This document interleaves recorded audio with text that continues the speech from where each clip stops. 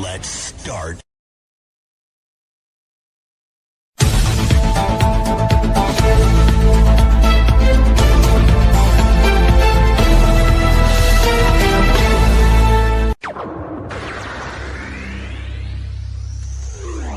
Five, four, three, two, 1, 0.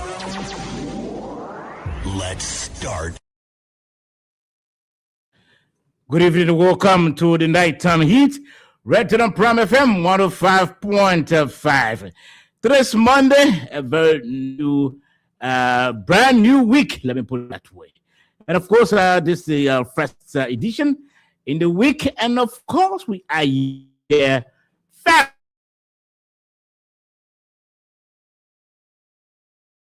this rainy day. On 5. And of course, we are also streaming live. If you want to watch the show online on your phone or your, on your phone, yes, you can just tap Nighttime Heat either on your Facebook or on your YouTube. And of course, go to follow the show live online. Besides, we are also streaming live on Prime FM Morovia 105.5. Prime FM Morovia 105.5. We are streaming live as well. We want you to share the live video. If you are watching live, just share the live video so that your friends, your relatives, your loved ones, your partners can also follow what's happening tonight on the Nighttime Heat on this beautiful, beautiful Monday, a rainy day. Let me welcome my panelists quickly. The man who was not feeling well, God has, given him a speedy recovery. So David Benedictus Rasmus Nangwetagwa is back in studio. Dave, welcome. Thank you, Sabo. And you're a smart guy, You're very smart. Because there's some guys when they use the devil to silence me, but they failed. Who are those guys? Your opponents in the program?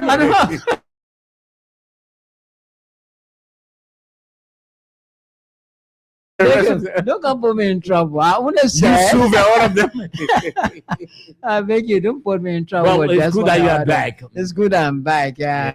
The devil can silence me. I have my guardian angel. So. Surely. Okay, let me welcome Desmond. Desmond, welcome to the program. Thank you, Sabo. It's great to be back. And I always been praying for my brother.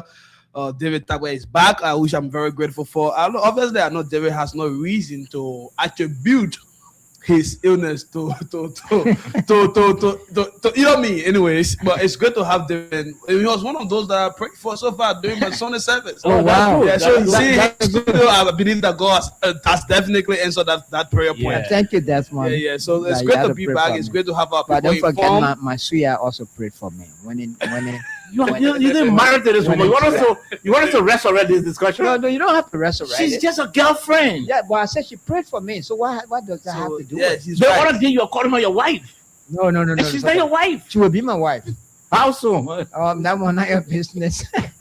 Let me welcome Yusuf. Welcome to the program. Yeah, good afternoon to all of the folks. Welcome, Yusuf. Yeah, Soba George, how you doing? How was your weekend? Is Yusuf muted? Yusuf will live I'm in not. a remote area. You getting me? Yusuf, welcome to the program. You getting me? Yeah, I'm getting you. I want to say good afternoon to all of our panelists. Good I believe afternoon. that everyone had a wonderful weekend. And today we look forward to a very educative and a firebrand conversation. There are too many things I've been doing the week. Yeah. Yeah, surely. And we're going to then talk about some of them tonight on the program. I know Moses will join us very shortly. Moses is not on yet. I just spoke with him not too long. He's swamped with a lot of office work, and so he'll join us very, very shortly. But again, listeners and viewers who want to share the show, kindly share the show. We are streaming live on Prime FM Morovia 105.5.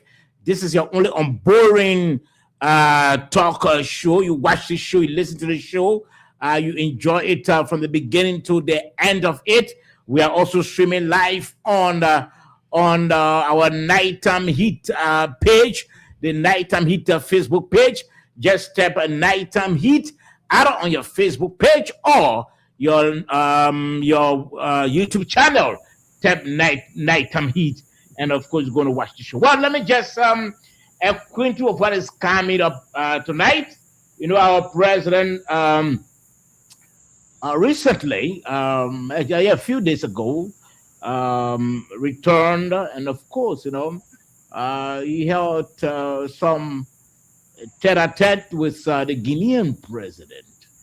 And upon his arrival back home, videos been trending concerning the content of the both discussions, conversations. And so we have the video, basically what the both leader talked about, President Joseph Boakai and the Guinean president. They spoke about, like the president said, about the crisis, the border crisis. And of course, we're going to, do a discussion around that. For the Guinean leader to ask our president as to the status of the border crisis, what message does it send? Was he trying to be provocative? Was he trying to test the ability of our president in remembering, the situation? What was it necessary? What was the Guinean leader trying to prove there? We're going to talk about that tonight on the program. But also, the issue of jure tempore, it continues to be heard about. And in fact, there was an online news organ, reporting that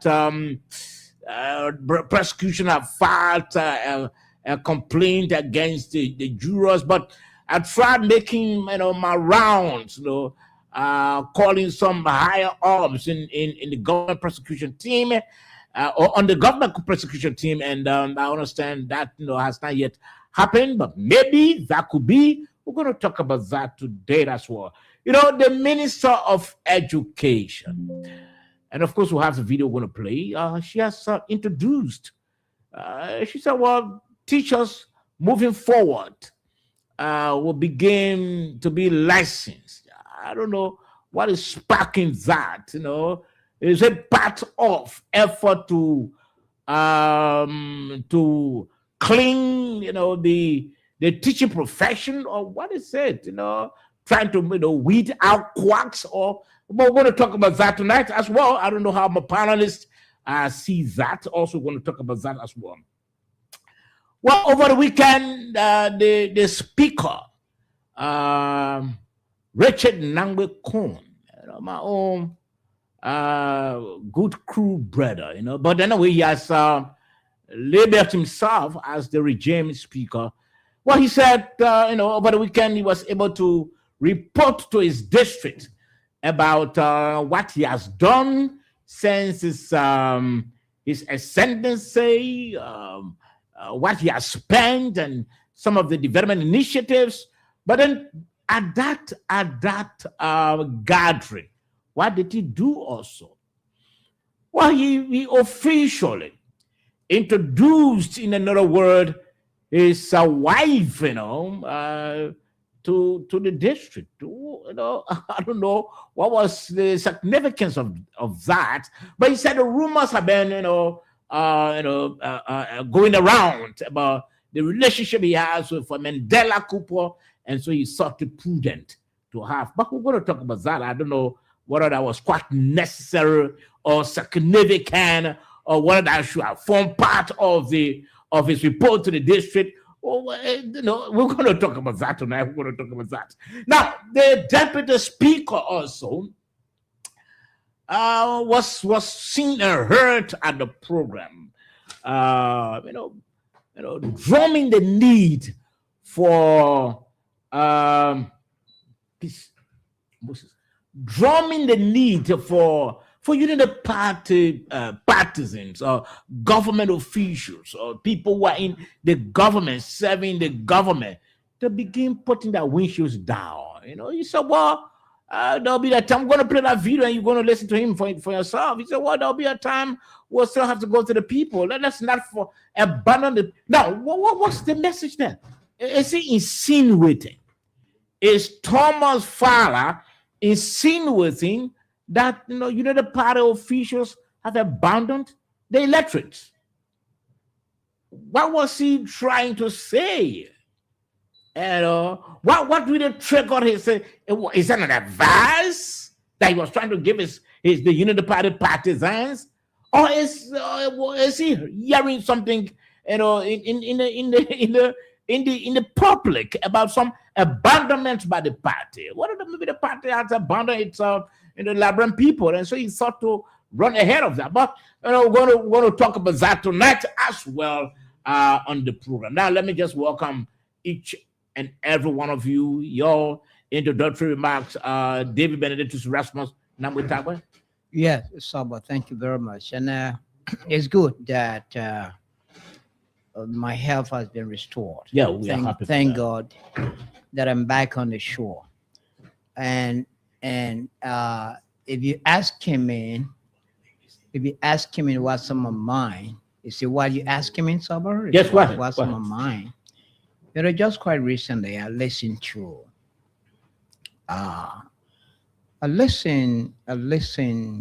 what I read a press statement from the former ruling CDC, suggesting that Liberia is slipping into a failed state, or there are signs that Liberia is slipping into the failed state. And now wondering,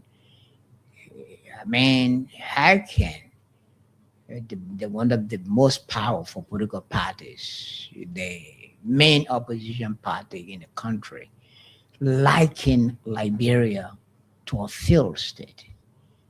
The issue of a failed state? Failed states are countries where the government has lost control in terms of governance. Like, for example, Afghanistan, Sudan, Yemen, Libya, where those countries were fragmented, groups control the other side, the other armed group controls the other side, like the case of Libya. There were so many armed factions controlling, every piece of Libya.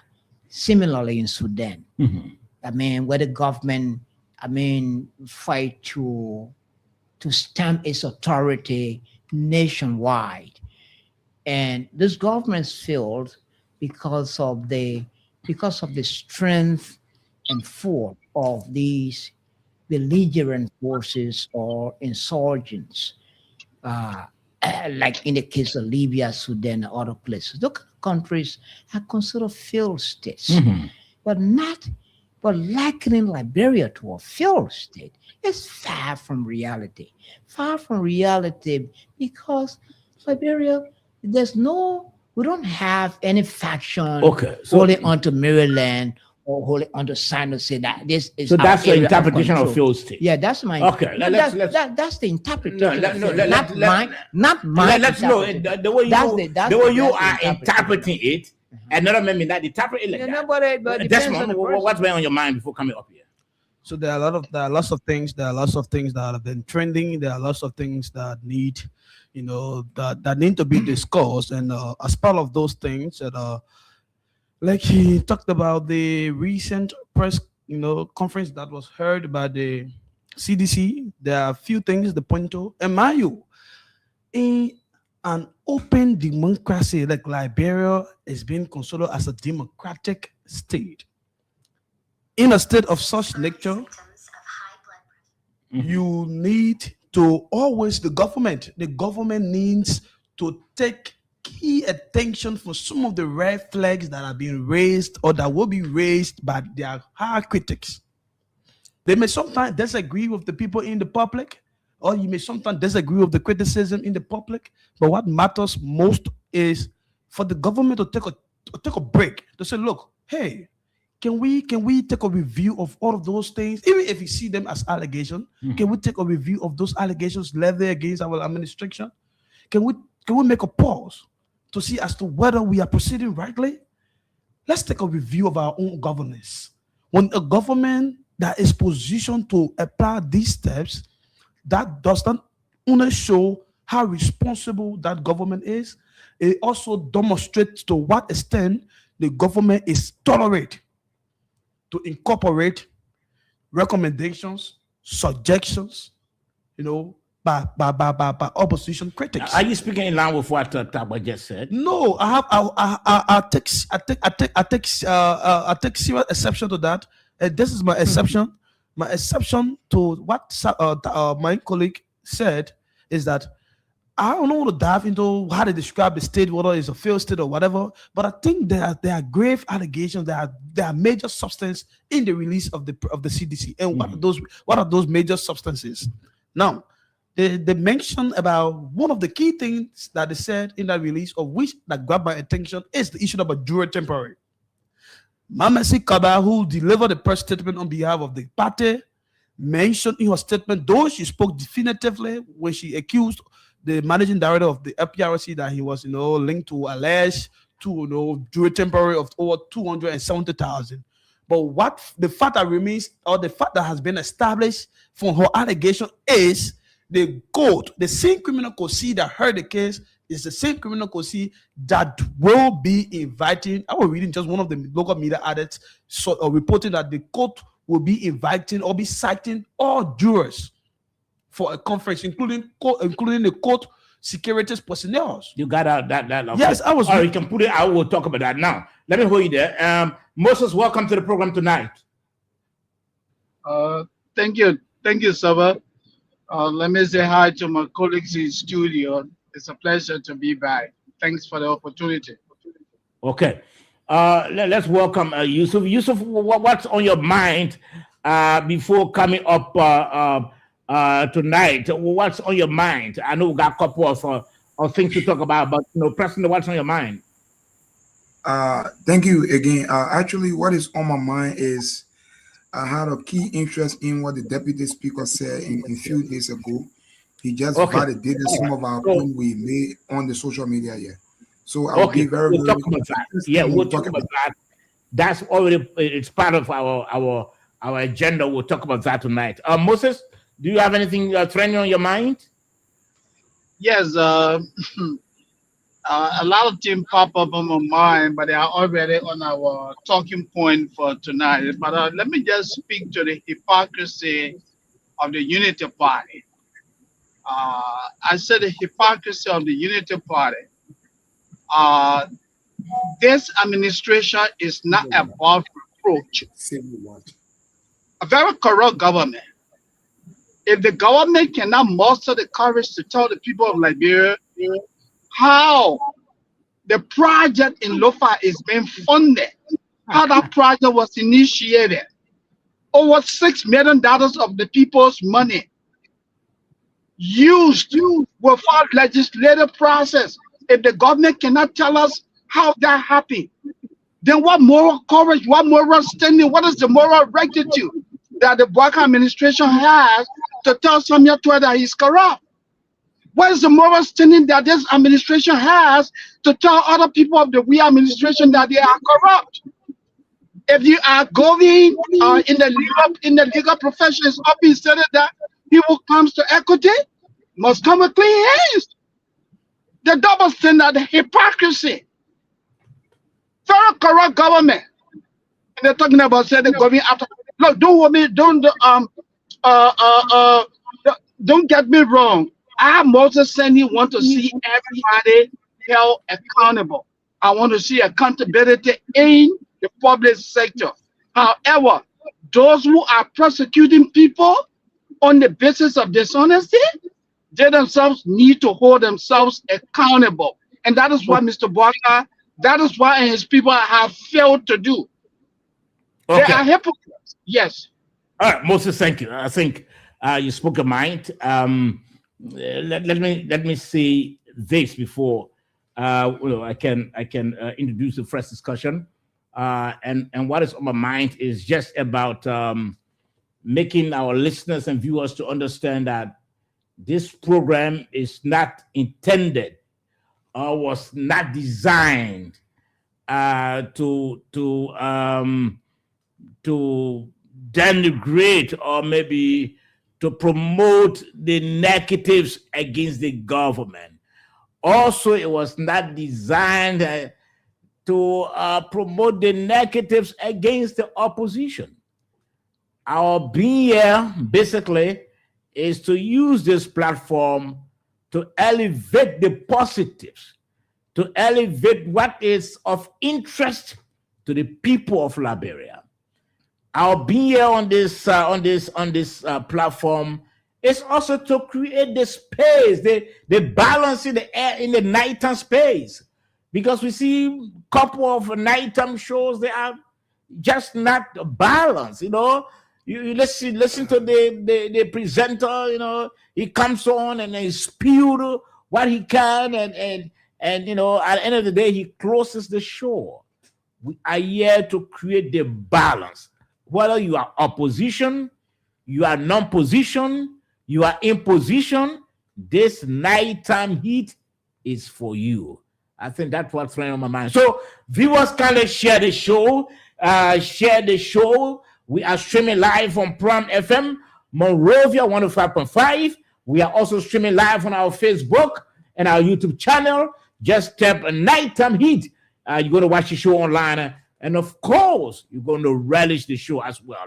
Now, let's try to play the first video quickly, gentlemen. Like I said, before you play, the president recently held a tete-a-tete, a brief discussion with his Guinean counterparts. And following that discussion, we were not there.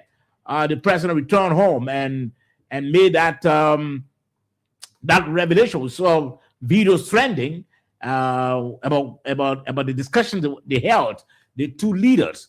Let's try to play this video so all of us can pick up what the president said and we do a discussion around that.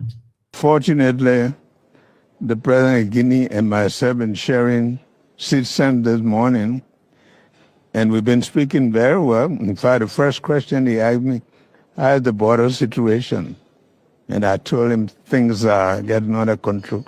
I think the president of Guinea is beginning to know that we are good neighbors, we are family people, and I think his thinking is changing. So the worst is behind us? I would believe so, but we have to work at it because tension don't just disappear in a day, but we are doing everything to show him that we are good neighbors.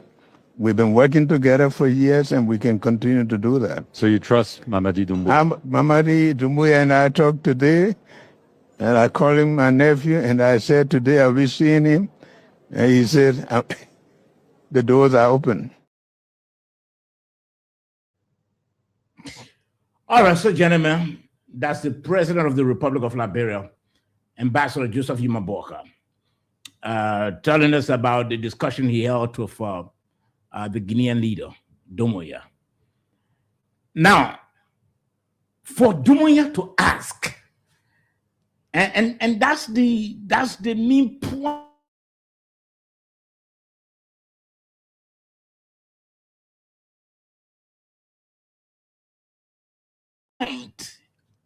For Doumbouya to make this his first. Dave, let's begin with you. Why you want to begin with me? So Let's go ahead quickly. Okay, look, the first thing is, this is the guy who woke up one morning and sent soldiers, Guinean soldiers, to our border. Even we heard that they even hoisted a Guinean flag on our soil. And this is the same guy who asking, I mean, I guess, and in fact, we can remember ECOWAS even made an intervention. Sierra Leonean president and others from the ECOWAS region met with Doumbouya. And at the end of the day, Doumbouya is asking our president, how is the border situation? That shows you how unserious that guy is. Very indisciplined guy leading an indisciplined army in Guinea. Because if he were disciplined, he wouldn't have asked such a question.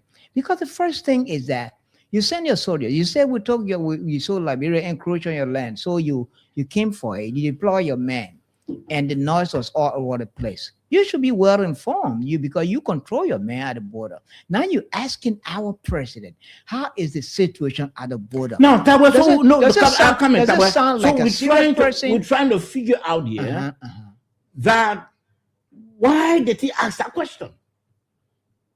Is it that the negotiation between negotiating behind the scene?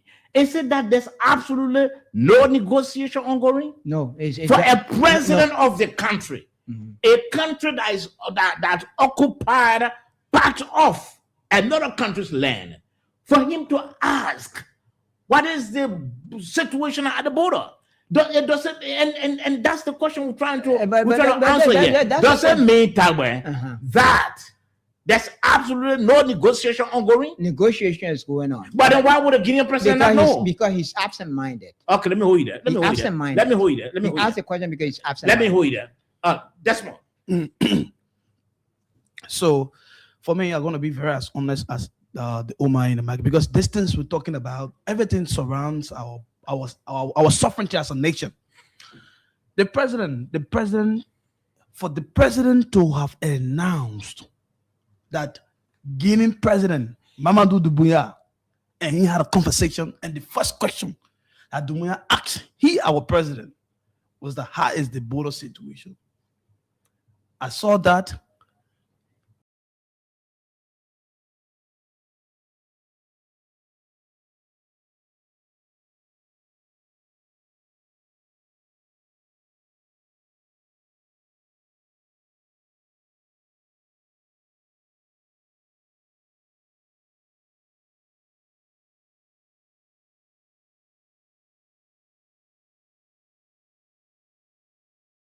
Government issue a statement that was delivered by the chairperson of the Joint Security, who was the Minister of Justice at the Ministry of Information. In that press statement issued on March 26, the government spoke clearly, and the government reassures her citizens that the government was absolutely on top. In fact, the government was in full control of the situation. And the government also announced in that release that what the people around the border port of entry of Sombala was seeing, out of soldiers, Guinean soldier crossing, according to the government own description, the release are there. You can go and check that out. That it was part of the withdrawal exercise of the Guinean troops from the Liberian territory.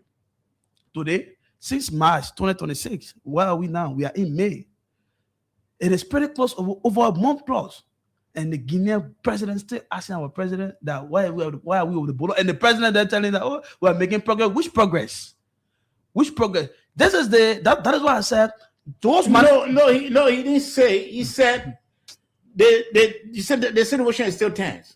No, there's still tension on the border. The president said we are making progress. That's what he said. No, and I think in yes, he may say, but the direct answer that he gave the Guinean president was that things are still the same. So if things are still the same, then this is my disappointment with the government communication. If things are still the same, why would the government inform the country that they are in full control of the situation? In fact, the government told the Liberian people that they should be aware of AI generator. They should also stay aware of fake news. The question here is, I come in, Desmond, for the Guinean president, Doumbouya, who should be in the know of what's happening at the border, To have asked our to president. have asked our president, does it indicate that absolutely there's no negotiation on the way or ongoing that our government has made reference to? And that is just part of what I said, that for me, I saw dishonesty. Because if any negotiation was on the way, he would have known. Doumbouya would have known that, look, we ask, what is the situation? So what are you not looking at? I come in. So this is what could be projecting, right? This Doumbouya and the Liberian delegation had a very fruitful diplomatic talks in Conakry. And before that meeting was held on March 17. Right after that meeting, a week ago, the government issued a communique. The government issued a statement that they are in full control of the situation. Then just after a month, the same Guinean president who had a meeting with the Liberian delegation in Conakry on March 17, asking the president after a month in May that how is the border situation. So what comes to my mind is that the Guinean president is actually expecting that with the conversation they had in Guinea, there should be some level of normality at the border. There should be some level of calmness at the border, depending what could be the No, but this is what I differ with you. This is what I differ with you. If he had the belief that as a result of the meeting they held, there should have been calm at the border by now, his men should have withdrawn by now, then he would have known. He would have known. So, but the fact that he asked a question, we can play that video again. So what are you not? What are you the not? Fact, Dave, I come in. The fact that he asked the question, what message does it send?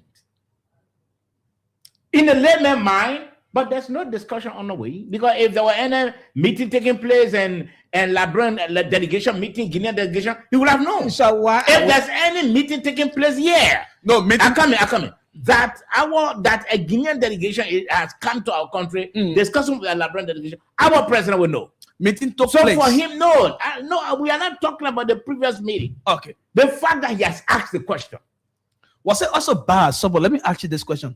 Is it bad that if you and your neighbor have a land dispute, or better still, if you and your neighbor have a like, let me say, a land dispute as a typical case. You build a house to a parcel of land, and then there's a land dispute between you and your neighbor, and then about some whatever means the case was resolved, and your neighbor asks you, so brother, now that we resolved the case, so how is it now? How is the environment? Is it bad? What would be your response? So I think that is where I'm coming from. So I said the president of Guinea may have asked the president of Liberia in good faith that based on probably the resolution of their talks that the meeting had. So is it that the Liberian government knows something that we don't know concerning the whole crisis? That is why. Let me come to you. That is why I said there some dishonesty on the part of the government. That the government of Liberia knows exactly the status of the border crisis that we as citizens, we don't know, because for Domoyan to ask our president, what is the status of the crisis now at the border? What do you think what do you think had trickled that question from Domoyan? Moses, let me ask you. Okay, a very good question. For me personally, my reading into that would be that the question from the Guinean leader, it shows insensitivity because he's the aggressor. His people came and took over the area, our area, and he turns around and asks our president, how is the border? If I were President Joseph Yuma Baka, I would have responded by telling him, your people are still at the border. Your people are still on my land. Simple. I will not tell you, say, things are getting better. You're not making no progress. The Guinean soldiers are still there. So but let's look at the timeline. These people had a meeting on March 17. March 17. The initial meeting was on the 16th, which was on the Monday in March. Okay. That's when they met in Conakry. At that meeting, they all resolved to resolve the conflict through diplomatic means. They signed a communique committing to regional peace. On March 17, when we woke up, Guinean soldiers had invaded the area. And this is the president of that country coming up, Joseph Yuma Boga. How is the border? Mr. President, are you telling us that you don't know? Are you not in touch with your commanders? I would have told him that, look, your people are still there. You're not making no progress. So I think President Boga instead should have told the man the truth. But you try to be diplomatic. No. The man was simply telling you that, hey, you guys don't know what I'm doing. So he decided to play on you. The man is the aggressor. He was making mockery of Liberia. Now, that is what I would like to say before I turn over to you, Soba. President Joseph Yuma Boakai commissioned an investigation. You remember when they came from Conakry, They banned send money in Alofa area, the border area. They banned that. And he instituted a probe. He commissioned a probe. What is the outcome of that probe? What is the outcome of that probe? Why is the probe still continuing? The government still investigating. Why is the probe still continuing? But you Why know, is the probe still continuing? Is the probe done in one day? You are what? I'm asking you a simple One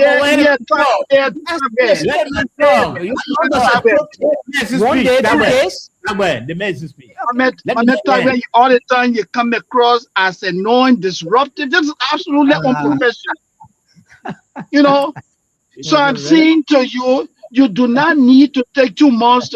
This is an emergency crisis. This is an emergency situation that you have. You instituted a probe. Liberians are not getting no updates from you. The president of the country that has invaded your country, they may ask you, what is the situation at the border? And you tell the man that things are getting better? Gentlemen, you tell me. Let me stop there. Okay. Yes, go ahead. Yeah, so you see, that is where I continue to say this government is being more economical of the truth. And this Economical of the truth, what does that mean? You're trying to manage the truth, and the truth does not need to be managed. You need to communicate the facts. You need to communicate the truth to the people. If they are, look, what happened currently at the border there, it is everybody is aware. When the Guineans crossed to the Liberian soil, everybody saw the video footages. Everybody, keep informed. So if the government come out to communicate that, oh no, we are in full charge, in fact, we are in absolute control of the entire situation. There is no need for panic. There is no need to worry about. The government is saying that the situation is at a normal state, and normality is being restored, calmness is being restored, and Liberians should go about the normal business. But this is the same Guinea president who had a peace talk with your whatever resolution you came to, and then they'll still be asking you, how is the border situation? I don't want people blaming Guinea president. This is why I want to vote very strongly. It is not wrong for the Guinean president to ask the Liberian president that, oh, how far is the border situation? Because they had a conversation. So he asking to get a feedback from his counterpart, following our resolution, our meeting there in Conakry, following our discussion. So how far is the situation? But my disappointment with the Liberian government, especially with the president, is for you to go and for you to manage the truth. And he managed the truth by telling the Guinean president, oh, we are making progress. Which progress? The Guinean soldier currently, it has been alleged that they are still on the soil of Liberian territory. So then the government is saying that we're making progress. Which progress? I mean, which progress are we making as a country when the Guinean soldiers are still on the Liberian territory? Which progress are we making as a nation when our sovereignty it is still being placed in a jeopardy of our counterpart? Which progress? Is the president telling that we're making progress to have Guinea soldiers occupy the Somara Bola port of entry in Lofa? Is that a progress? Moses says something. And the president also told the Guinean president that we're making progress. Desmond can be Why can't the government for once be truthful? I think Desmond is struggling. Struggling over. Desmond is struggling to push the point he's trying to push. And that's a weak point. Which weak point? The first thing here is that, look, one thing Moses said that I admired, that the Guinean president asked our president, was the border situation at the border. The Guinean president said, and then the president, then Moses said the president tried to be diplomatic. And that's the big difference between our president and the Guinean president. The Guinean president is from a rebellious background, a man who sees power undemocratically. He has that violent nature. Our president doesn't have it. Our president was elected through a democratic process. So you're going to use that diplomacy to make sure that that problem is resolved. You have an indisciplined president leading an indisciplined group, calling them soldiers, walking into our land, and some Liberians have the guts. No, we have to manage our work. We can't say that he's indisciplined. Gentlemen, Guinean President Doumbouya was democratically elected just as President Baga was elected. Now, So you cannot still refer to him currently Wait. as, you know, I mean, it's unofficial, gentlemen, it's unprofessional. the Guinean president, he asked our president. That was the first question. A simple question. Coming, according to our president, as to what's the border Situation now. Simple If question. you analyze critically as to why he asked that question, it means they may have held a meeting, reached a resolution, and he expected that by now the crisis would have been resolved. Can I make my point? I'm coming. I'm coming. Yeah, let me end here and then. No. No, I'm coming. I'm coming. One minute. I will continue. Let Yusuf come in. No, before Let Yusuf come in, come in. I want to strike the point. Before Yusuf comes in, Sabo, why aren't you also thinking those who are siding with the Guinean president? Why aren't they thinking that he's being also critical? No, nobody's siding with him. He's being hypocritical. No, don't listen to The man is being him. hypocritical. No, let's hear from He's Yusuf. being You spoke on this. hypocritical. Let's hear from Yusuf. I was just about to respond before What is the Yusuf. hypocrisy in that? No, please, let Yusuf come in. Yusuf can come in. Yusuf? Hello, you getting me? Yes, go ahead. You can come in. Go ahead, Yusuf. Okay, so like, oh my God, what kind of problem is Zuba? What kind of problem? What kind of problem is Zuba? What's the problem, my man? And is he I gone? don't know. Okay, you getting me? I'm there. You getting Yes, me go right? ahead. Go I'm ahead. hearing you. So like my Desmond have said not too long. I've listened to everybody. I think the government are not even being clear from the very beginning. They continue to manage the truth from the Liberian people. Like I said, we will condemn Guinea actions in the strongest possible term, because under no condition, even whatsoever Liberia was doing into that water or on.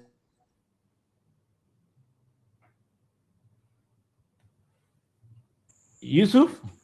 Hello, my internet Yes, is go ahead. misbehaving tonight. You get it? Yes, go ahead. So, like Desmond said, even if Liberia have done what they have done, it was no condition for Mamadi Doumbouya to just move his army in our country. But again, sober joy. This is what happened when you got a country, people around the president, and the president try to protect them. From the very beginning of the whole conversation, the government are not being emphatic to be clear on and say this is the reason Guinea move on our soil. But again, I want to remind every one of you, if you can recall, at a certain point in time, a Guinean national fly to Liberia were here around the Monrovia area. Unfortunately, you were arrested by the NSA along with the Liberian National Police. Some money was taken away from him. In fact, it was Cabinet General who were representing that young man.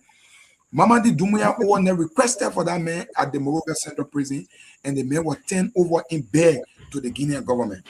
A man that want here to be protected because Doumbouya is a tyranny, a man who is a dictator, a man who took power unlawfully, and then reach out to a democratic president, Joseph Yuma Boakai, and say, "My man, you got somebody in the country there. I received an intelligence that this man trying to involve in coup d'etat, and our government." You getting me? Go ahead. Yeah, go ahead, my man. Hello. We are getting you. Our Go ahead. government on their own turn. Thank you. Our government on their own turn over the Guinean national to the Guinean government, a joint-type government. So we are saying to you, the governor of Liberia, everything Doumbouya is doing today, he's making mockery of our people, and our people look for aid, because you cannot intrude on my land knowing for the world that Joseph Yuma Boakai was just an inauguration program. He went there with you delegate, his wife. The program was very unique. So even when something was done in the Lofa region or water, we think you could just place call to the foreign minister, you handle that issues. But Doumbouya, his actions that he carrying on today, it is something that Joseph Yuma Boakai embraced from the beginning. For example, you have Costa run to Sierra Leone here when you were against the George administration. When the Liberian government spoke, they said, "My man, we can get the man off. The man is under our protection."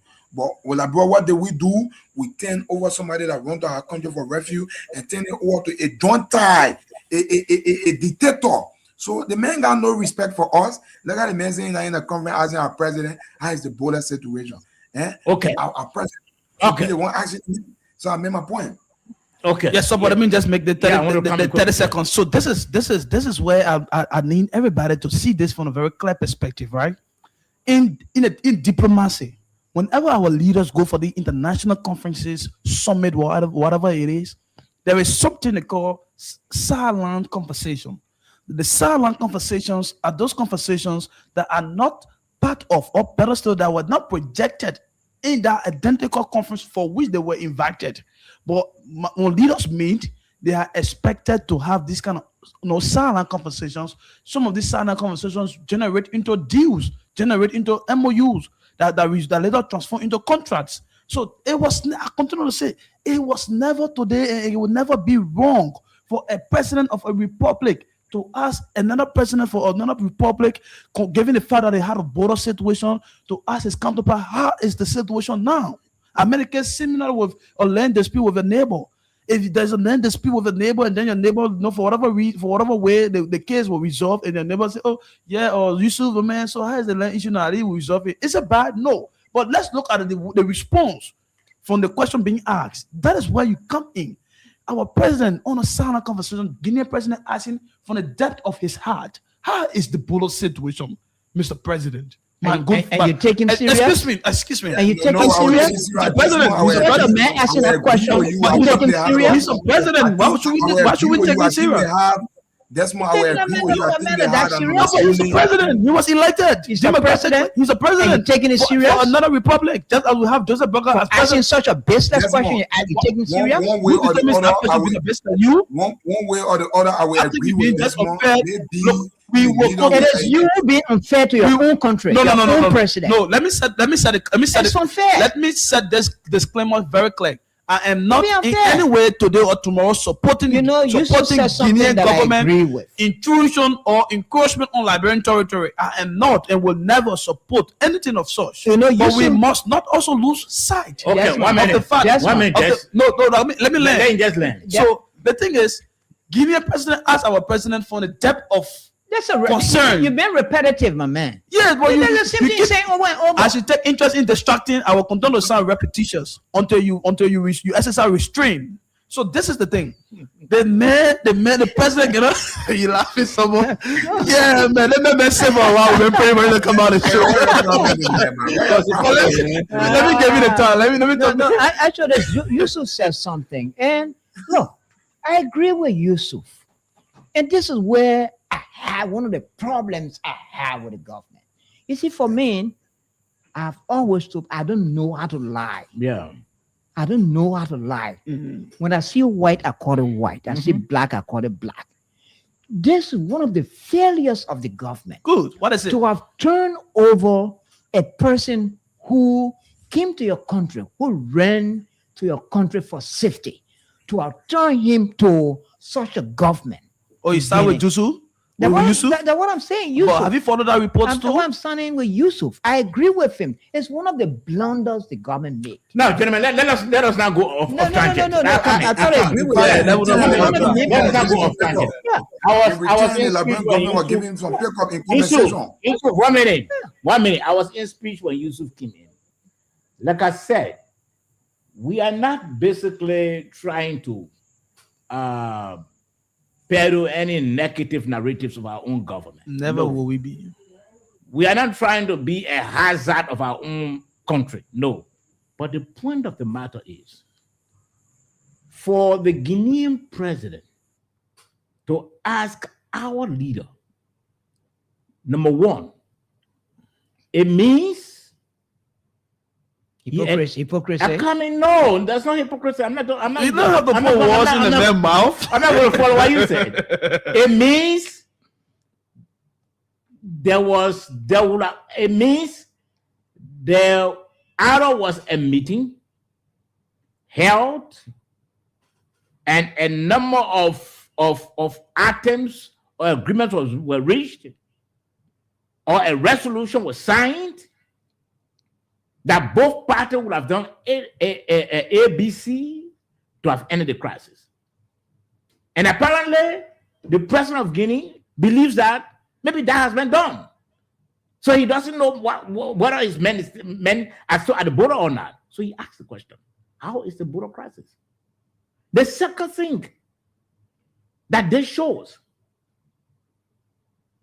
that there's absolutely no negotiation ongoing. Absolutely behind the scene, in front of the scene, no negotiation. Because if any negotiation was ongoing, the Guinean leader would have known. He would have known that discussions are still ongoing. That we are occupying the border, a piece of land belonging to Liberia, and we are discussing. Apparently, there's no negotiation. And this is my disappointment. And I'll continue to say this in our communication, people. Mm-hmm. This is my disappointment. When you say A, then the Minister of Information tells people, oh, that man No, was Sabo, I disagree. But it's unfortunate. Sabo, I No. I come in. I know disagree, you Sabo. work with the Minister of Information. I ain't see that. I know you work I with see that. the point of the matter is, this I is see that. But Soba, can I make a very quick point? Right? Let me speak. I Let want me to see make a 1 very minute, quick point. Yusuf, 1 minute. This is my disappointment. If there's anything about the crisis or about the border issue that the people of Liberia should know, the government should be able to come out to tell us. This question that Dumuya asked is loaded, it's pregnant. It means that they must have spoken. That's your assumption. Listen, I'm critically looking at the issue. It means that they must have spoken, they must have held meeting, and they've decided certain things. And apparently Guinea has played its part. We haven't played our part. So the man is asking, what's the status of the crisis now? Why would the Guinean president ask our president? Moses spoke of mockery. I don't think Dumuya, especially when our president went there, the sort of way that he greeted and treated our president, I don't think Dumuya will be brave enough to have wanted to how you call the thing, show any disrespect to our president. No, I don't think you want to do that. You will not want to do that. So there's absolutely no mockery here. He was asking the question, how is the crisis now? Because X, Y, Z should have been done. And they have not been done. So Sabo. So how is the crisis now? So Sabo. And I'm coming, Tabo. You spoke on this thing here. Let me land. That question the Guinean president asked, like I said, is pregnant. And it shows that apparently no negotiation ongoing anymore. Now that's a word you use, apparently. Apparently. You can speak now. Because, so close up on this. apparently you're not sure. You make your closing remark. Apparently you're not sure, and we are all assuming. But from what I see is his question. A man who led or sent soldiers to our border, cross over to our land, is asking our president, after so many discussions, is asking our president, how is the border crisis? Why aren't you thinking that man is absent-minded or he's being hypocritical? Why aren't you thinking that way? Why would President Walker benefit to lie to the Liberian people that negotiations are going on when in fact no negotiations are not taking place? Why would it be the benefit? A president who wants to see the matter resolved diplomatically, for somebody to have thought that the president is playing hypocrisy when in fact no talks are going on, he pretends that talks are going on, and you want to believe that? I disagree. Okay. I disagree with you. Your party comment on I this. disagree. So Here's my point that I will want to continue make. to maintain. So 1 minute, Yusuf. That's why it's on. I will continue to say and maintain that the government is being more economical on the truth. There is certain goals, like you mentioned the other day, in public relations is about doing good and letting the public know. Yeah. And exactly that is the role of the entire government communication bureau. The government communication unit needs to be more responsible, professional in terms of what they communicate, how they communicate, and when and where they communicate. From the initial stage of the entire border situation, there have not been honest truth on the part of the government. And I'm not saying this to say, oh, look, I sanction the fact that Guinean soldiers are on our territory. No, I am a Liberian. a whole of sovereignty that I have to protect. I'm a citizen. But the fact of the government, the fact of the matter is that the government manner and form in which they are handling the situation is being just unfair. Look at the response of the president. Just put it into parentheses and try to give it a better, critical analysis. Another president asks you about how is the situation, Mr. President. Don't you think it was even an opportunity for our president to have used to say, look, Mr. President, I think there's that more needs to be done. Because as a speaker, your men are still on the No, side. you said it. I mean, there's still tension there. You said it. No. The response from the interview the president had with the France 24, journalist, he said, "Oh, I told Guinea we are making progress." But that response alone from the government that telling your counterpart that who have a bureaucracy with you that you're making progress, you have given him a false impression. The government has given Doumbouya a false impression that look, the effort we are applying, everything is yielding result. So Okay. there is no need to panic. Moses, let's get a pattern comment on this. Yeah, Moses? okay. So yeah. Do you hear me? Yes, you are on. Okay. This will be my parting statement on this. Look, President Boakai, what he said to the Guinean leader doesn't reflect the reality in Lofa. He should have been blunt. Your people are still there. Simple. Don't put the man under the impression that you're making progress. He said we are making progress. That's not progress. Your people are still displaced in Lofa. Do we know what is happening to those people? Do we know the number of people that are currently displaced? I recently read that people from 36 towns or villages are currently displaced. The speaker at the head of a legislative team went up there and impulsively gave an ultimatum to the LRRC and then the Disaster Management Agency to begin enumeration, to begin the distribution of emergency relief items to those people. Where are we on that? Nobody hears nothing. Absolutely nothing. Where's the progress? How many people you have homeless in our place? Someone? You don't hear from the government? No report. And that's where I agree with you all. Government communication has to do better. We're not telling you come and tell us a secret, but just give us update about the humanitarian situation in Lofa. Let me stop there, guys. Yusuf, your parting comment on this. My parting comment on this matter that we're missing our war on, as we speak to you, there have been thousands of dollars being spent over there on national security. When they tell you some of the money the government has spent over there, you'll feel very, very bad to the extent that with the money being spent, the information is not coming like that to the Liberian people.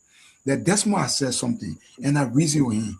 The same way President Joseph Yema Boakai is the commander-in-chief of the armed forces of Liberia, that is the same way Doumbouya is the commander-in-chief.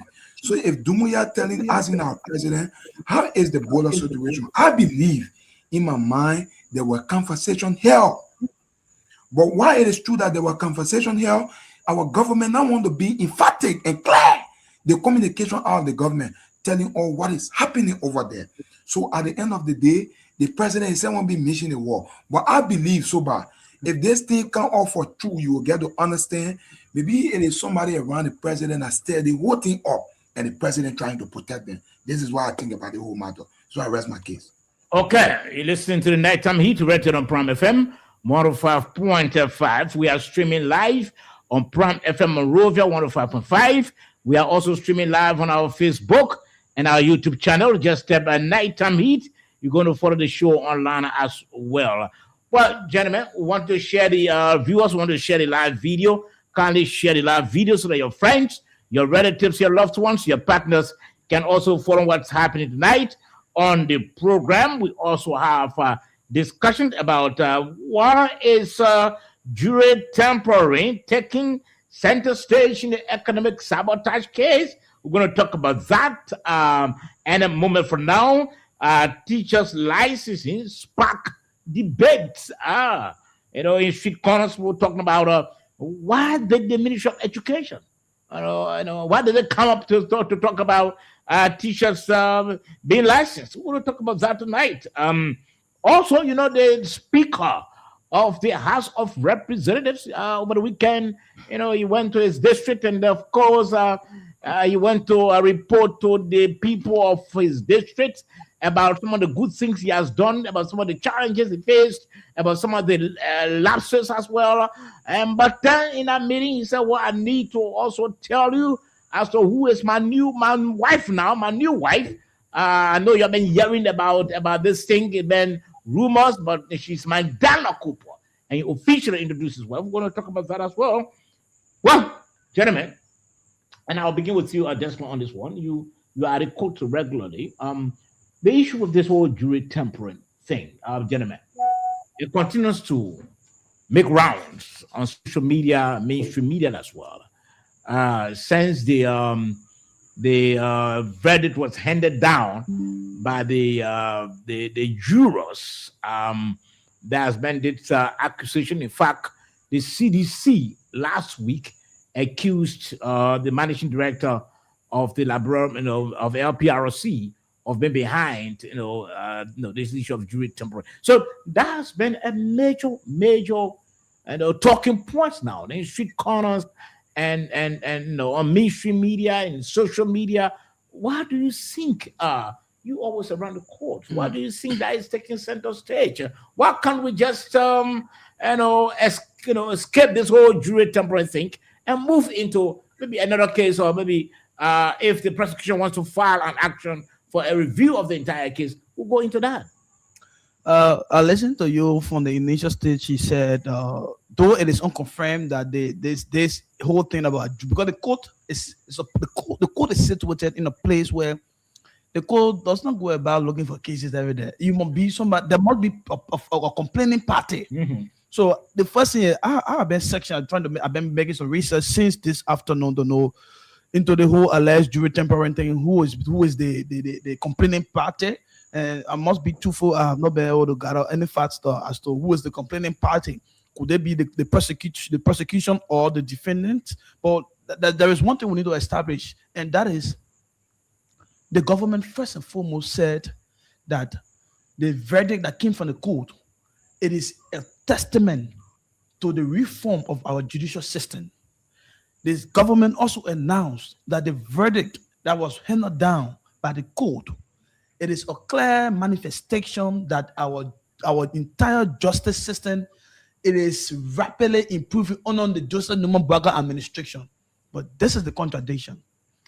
Assuming over admitting that this same government that praised the verdict, if it is the same government, if I use the word if because I still checking, I'm not sure whether it is the motion to talk about jury's note or investigation, whether it is from the prosecution or it is from the defendants. But one thing I partly want to believe that it might come from the prosecution, because why? The Justice Minister addressed the country. In that address, he announced that there were going to be a special committee constituted to review the entire case. Especially, he made reference of something about alleged jury tampering. A word from the Justice Minister, CDC, the leading political party, also had a press conference over the weekend, also accused the government through the managing director, Amos Twe, of alleged jury tampering. Now, since this is now what it is, the court is with this matter. And I was reading a local media article that May 20th is being set aside for an investigation, and the court is also requesting that all court security personnel, who are interact with the jurors and things, should be part of the investigation. And therefore, the court has also postponed the motion of new trial. You quoting an online. I'm quoting an online report. Okay. Yes, it can be debated. It can be debated upon. But what I gotta say is that so the government now has made it clear that the same verdict that they praise has a problem.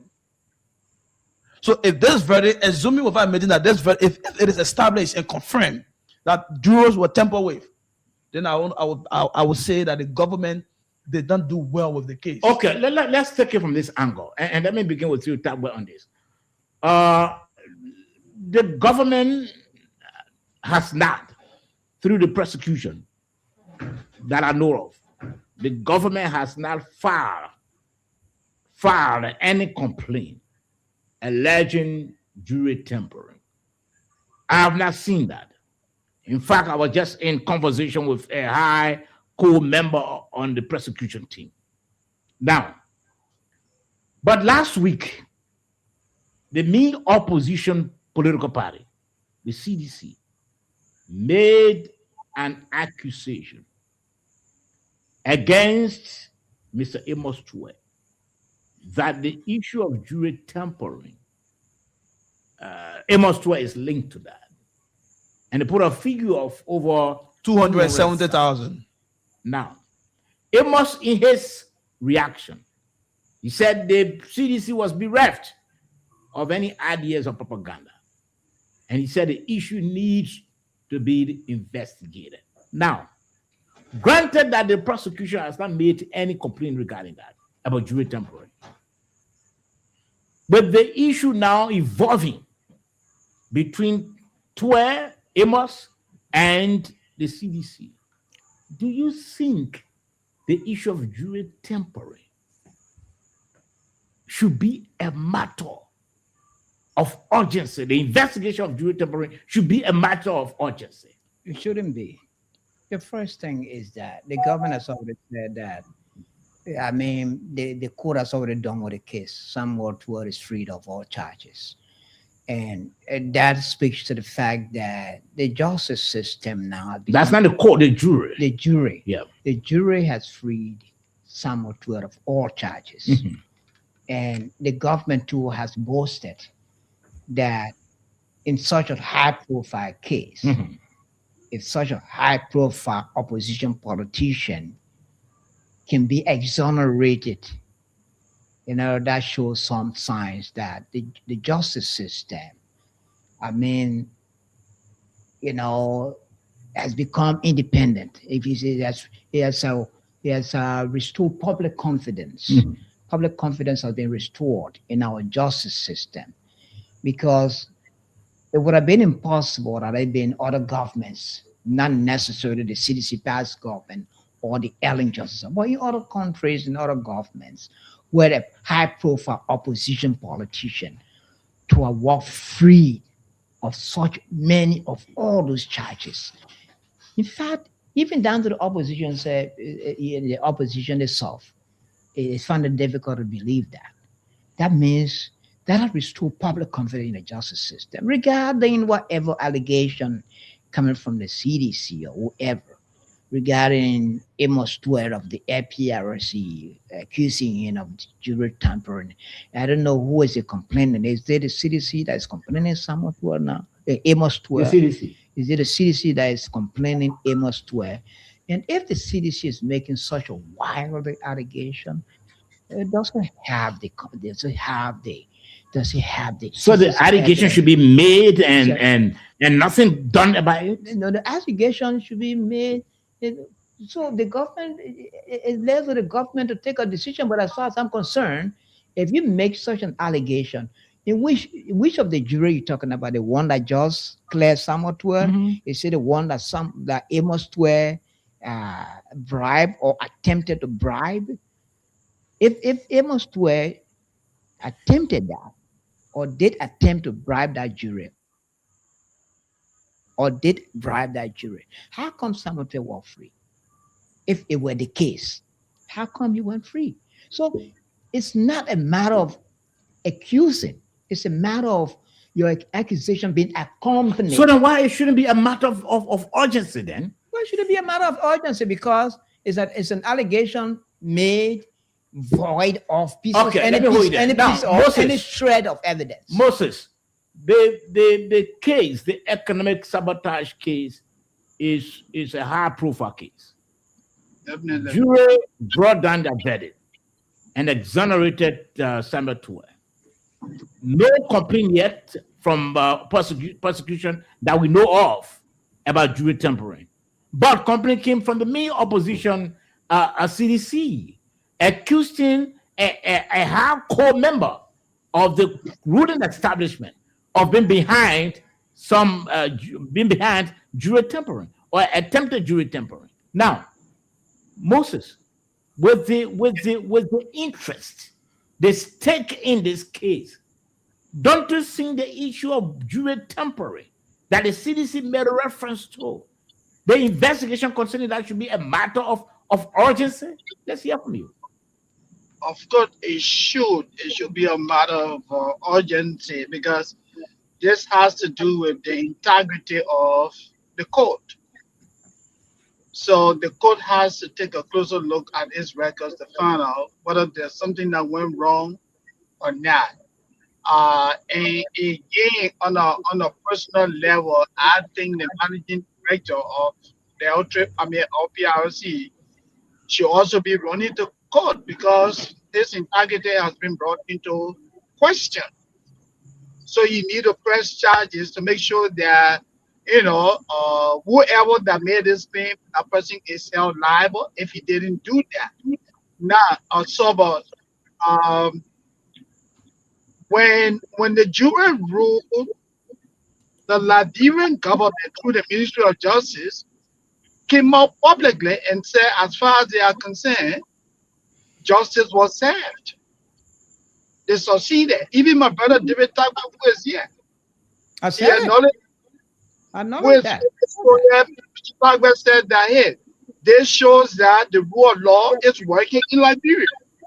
So if we agree that the rule of law is working in Liberia, then Criminal Code C now is talking about instituting a probe. Where did this whole thing come from?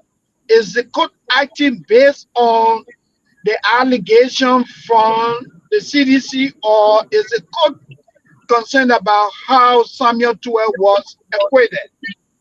So these are concerns that we have here. I think the court should come clear. If the court will come and say, hey, we're acting because the CDC has filed a formal complaint, that would be great for us to know. Or we are acting because we have a concern, that will also be clear. That I would like to see it. Okay, Yusuf, let's hear you. For me, I don't think I got long talk on this matter. I'll just make it very short. I think the CDC, I think even the states don't have any problem with the jury, because the last time I checked, the states have all of the sophistication to protect the entire process. And secondly, I believe it's just a mere propaganda by the CDC as usual, because even by the ruling establishment people, it was all on Facebook that the jury was tampered with, Samuel Tuer get other issues. Like Big Brother Moses have said, if the CDC believe that the process was temporary, I think it will not be about mass statement. You can read on the future communication to the Ministry of Justice, and then they can follow that. But until then, I just see it to be propaganda, because while other people are flagging an issue that the jury was temporary on Facebook and on radio and other places, so the CDC too won't be clear and say, in fact, the men the APRC were involved. But I believe if they're serious, the requirement is there where to follow. But late press conference, you will sit in one room. So that's it. Okay. Yeah. So but this is what that should be placed at the peak of contestation or public concern. Just I think a week ago, or better still, a week or two, this very same court under this government came down with a verdict, and the government lauded the verdict, referred to the verdict as a testament to what we call a judicial reform.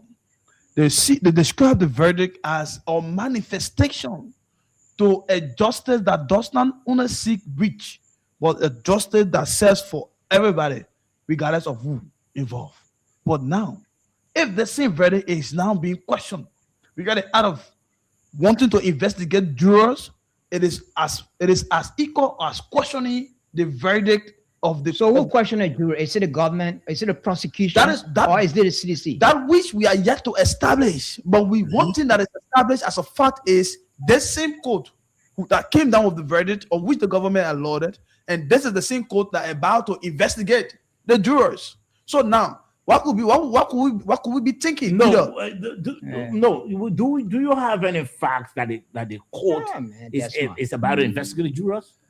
Well, until the court can probably disclaim some of the media reports this is not a guess game yet. No, I'm being very. I'm being very. That's more. The court don't act on people's emotion. The court don't go around passing around looking for kids. You too. I mean, that's more. For example, why you don't know? Why you don't know? What you don't know is. That's true. Let's look at this. Let me make a point quickly. There were information in the public that the that the Chief Justice wanted an investigation, and because that thing was so important, the Chief Justice issued an official statement that they don't call any investigation. So I'm just saying to you, comrade, there are a lot of folks on social media running all kind of propaganda, but I believe the court got a communication arm on their issue of short. It will not be in corner. We will see it. Okay. All right, gentlemen. Let's no. The case is still continuing, and the issue of jury tampering, like I said, we haven't heard about any complaint from the prosecution.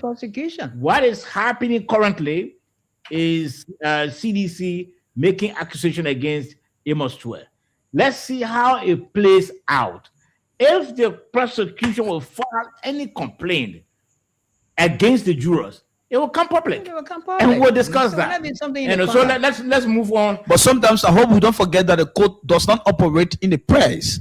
There are certain sensitive matters that the court will be investigating. That's why you have none of the there are certain sensitive. No, you need to understand that the court does not run in the press. Your analysis is based on they say. No, not they say. I'm a journalist. I'm an investigative journalist. I have the right to quote. I have the right to quote. Investigative journalist guessing here? No, I'm not guessing. No, I disagree. You're not an investigative journalist.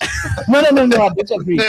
You're not an investigative journalist. You sounded like that. Sometimes when you disagree. Sometimes when you speak, I disagree. Sometimes when you speak, how can you come here and declare yourself investigative journalist when you are relying? It is not self-declaration.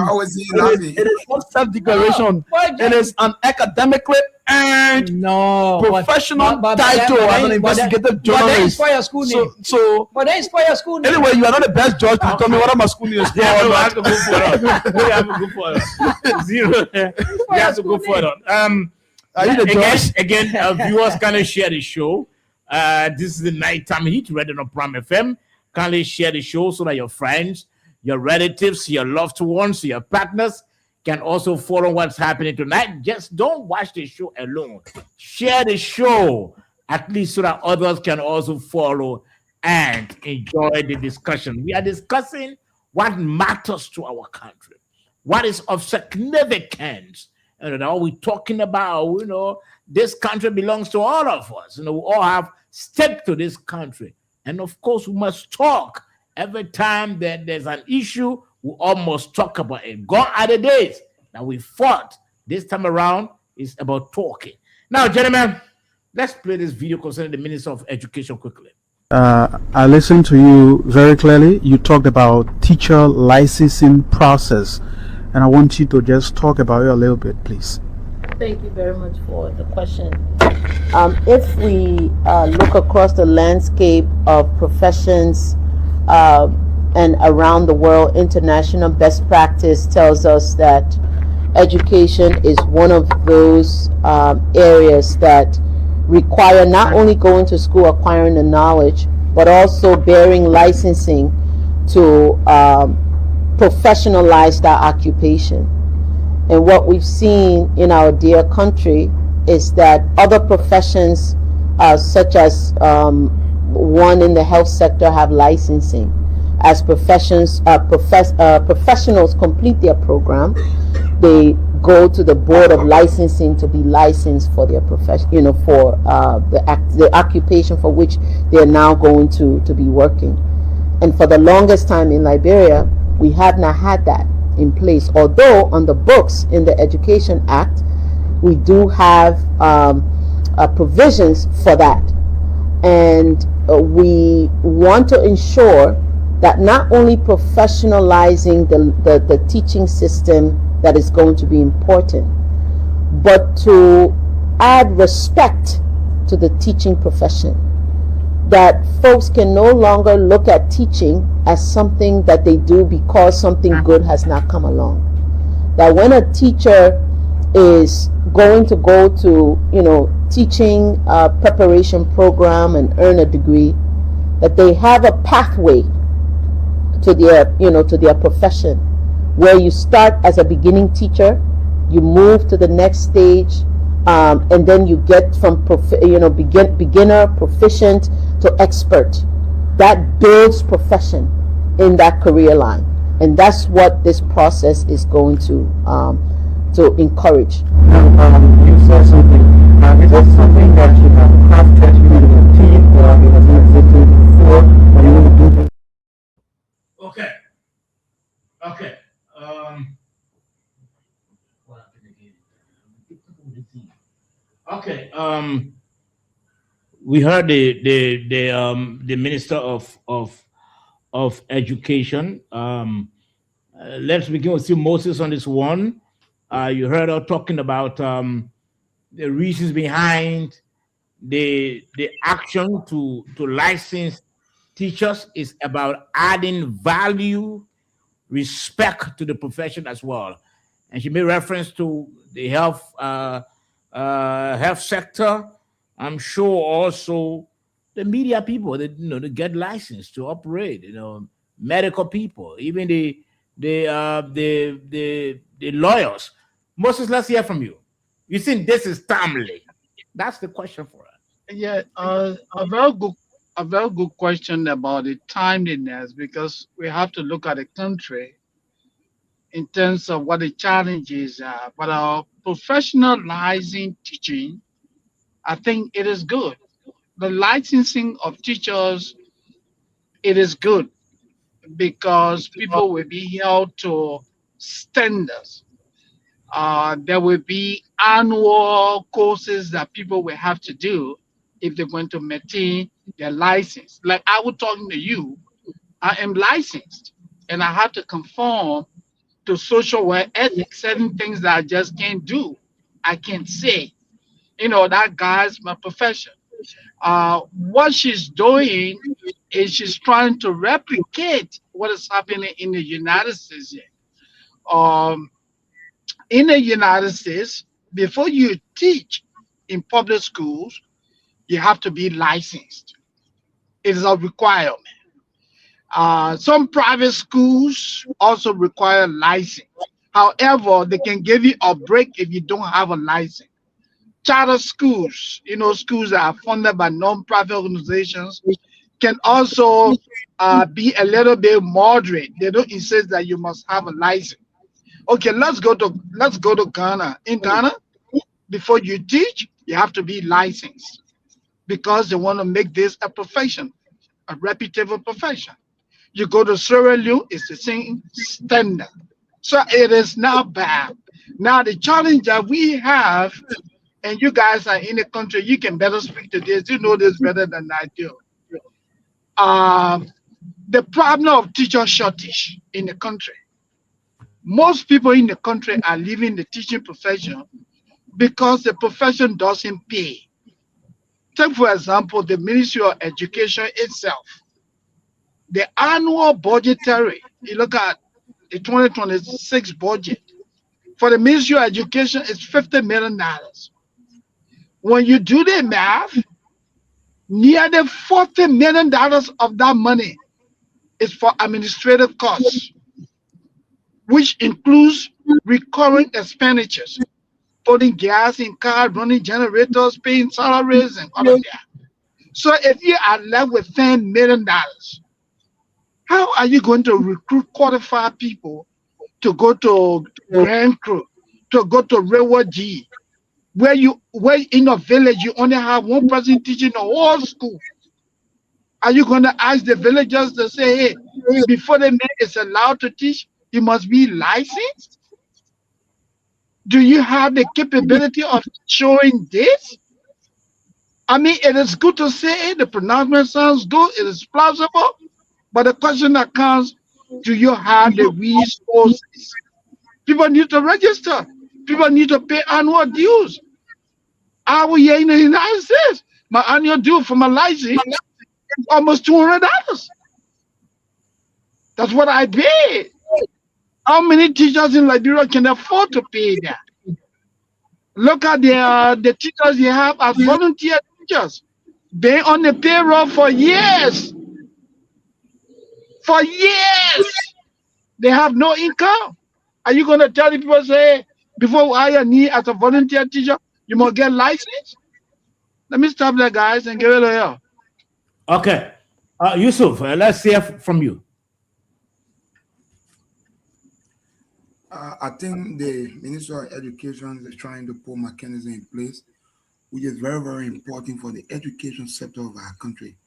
When you look at the education sector of our country, Super George, you will understand that there are always been massive failures in school.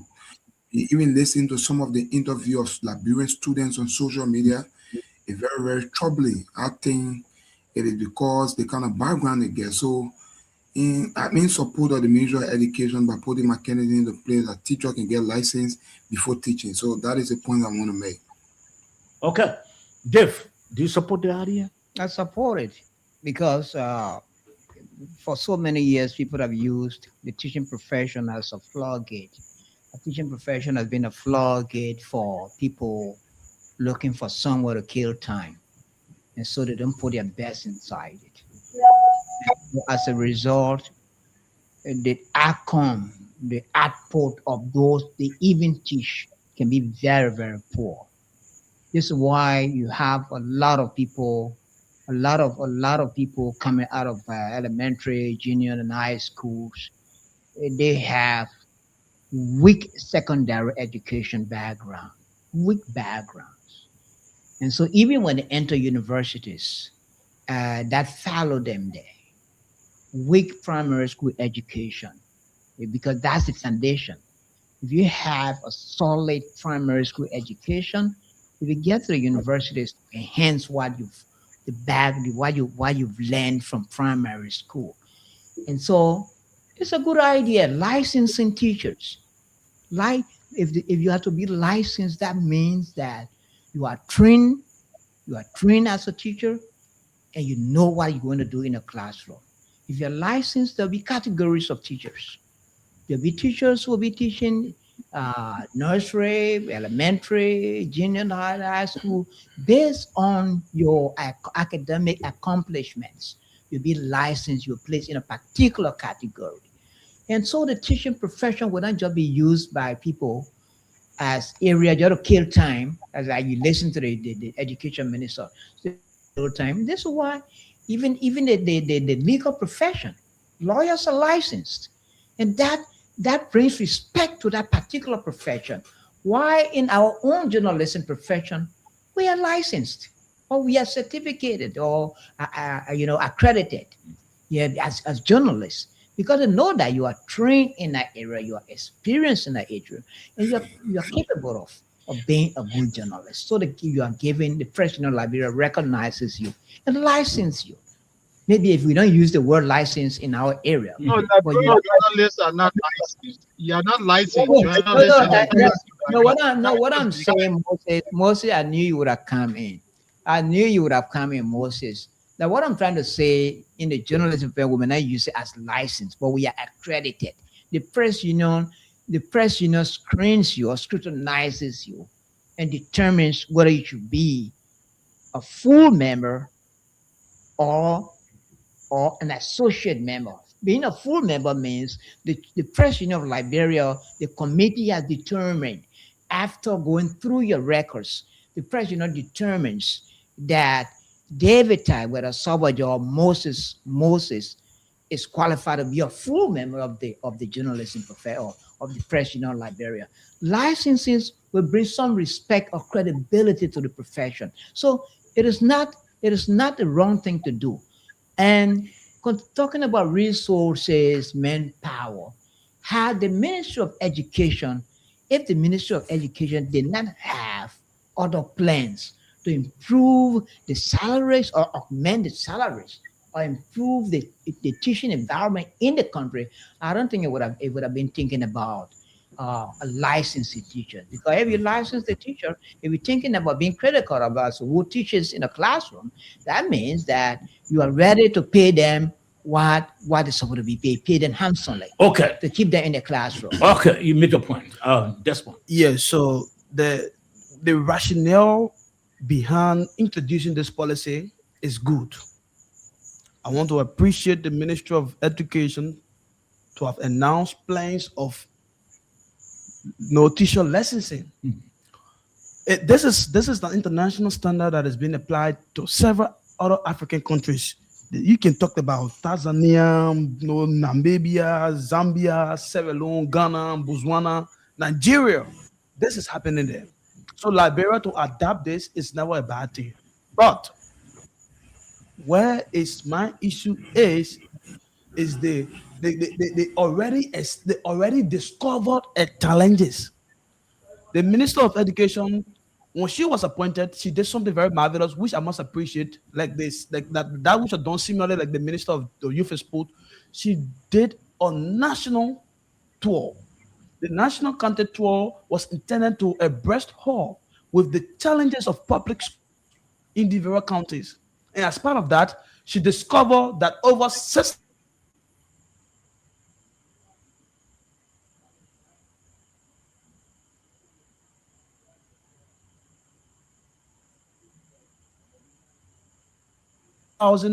clear about the data because in 190 teachers in those public schools, qualified volunteer teachers in those public schools across our country.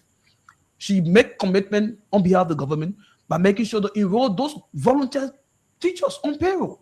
Now, out of the 6,190 volunteer teachers who are volunteering at various schools, how much has the government been able to incorporate it on the payroll? The government only incorporated about 2,307. It's a gradual process. Coming. Please. The government incorporated. Did it for you? Everything is. It's just positive, man. The government incorporated over 2,000 or 700.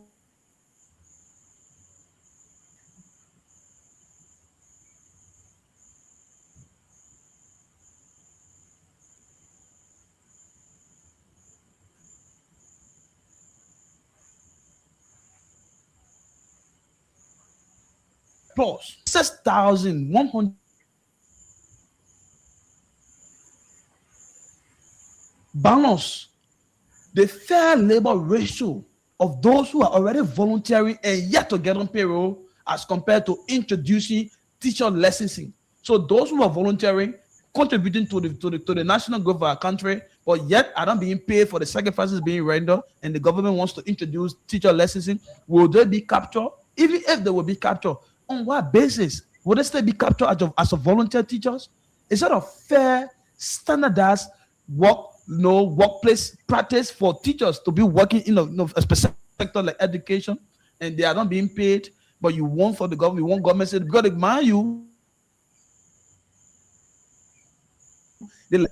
will have to renew those lessons and have money. So the man who is volunteering and still struggling to get on payroll, but the government said, no, come apply for lessons. How is it going to be possible? Where is the fair labor? I'm talking about. All right. So you made a point. You are investigated journalist. Found out. No. I think you made a point, and this leads us into part 2 of the whole government volunteer teachers, volunteer health workers situation we have. We can remember. What happened? I just staring at you, you're laughing. Okay, that was I will take my back. No, come. We can remember a few days ago, the government enrolled ELWA health workers on the government payroll, which was very laudable. The government for that. But the situation, the question I want to ask, gentlemen, the government is still faced with enrolling volunteer teachers and health workers. It's a major challenge. You can have people volunteering for years. Then you're looking out there, helping people. ELW is a private hospital. What sense does it make? It's like in your home, you're finding it difficult to feed the kid. You got maybe a few cups of rice. Instead of you cooking that for your children, you're already struggling to feed them. You got 3, 4 cups or 5 cups. You took 2 cups and sent it to another neighbor. What are you trying to do there? Moses, let's hear you on this one. Volunteer teachers, volunteer health workers, they are still a problem that the government is struggling to resolve. But in recent times, we heard about the government enrolling health workers from ELW on payroll. We are not saying it's wrong. Hello, but we have our own. Yeah, let me not cut you off. I just want to say I like your simplicity. I like the way you put it. It's a complete summary of what is happening. Or Sober George, you my friend. I don't take care of my kids. I don't feed them. But at the same time, I tell you, say, look, mommy, I will take the responsibility for your children. Does that make sense? You have all the teachers, all the healthcare workers. Don't get me wrong. We try to be inclusive. But the first law of nature is what? Self-preservation. If you are not okay, you cannot help another person. So if you have teachers that are not on salary, you have healthcare workers that are not paid, then how do you say you take on the responsibility of ELWA? Something is wrong here, So our priorities are upside down. And that's what we say. People who do that, we refer to them as people's pleaser. You want to have good name. You're adding on more onto your burden than you can handle. That's the problem with our government. And we need to go back and do a sober reflection. And I hope our people are listening to you tonight so they can better see what's going on. How are we prioritizing? Because adding on more than you can handle, you're going to crash. You don't have the resources. You will fail. Let me stop there, so. Yusuf, let's hear you on this one. Okay. Diff? Look, I want to play cool on this one. Why? I want to play cool on it.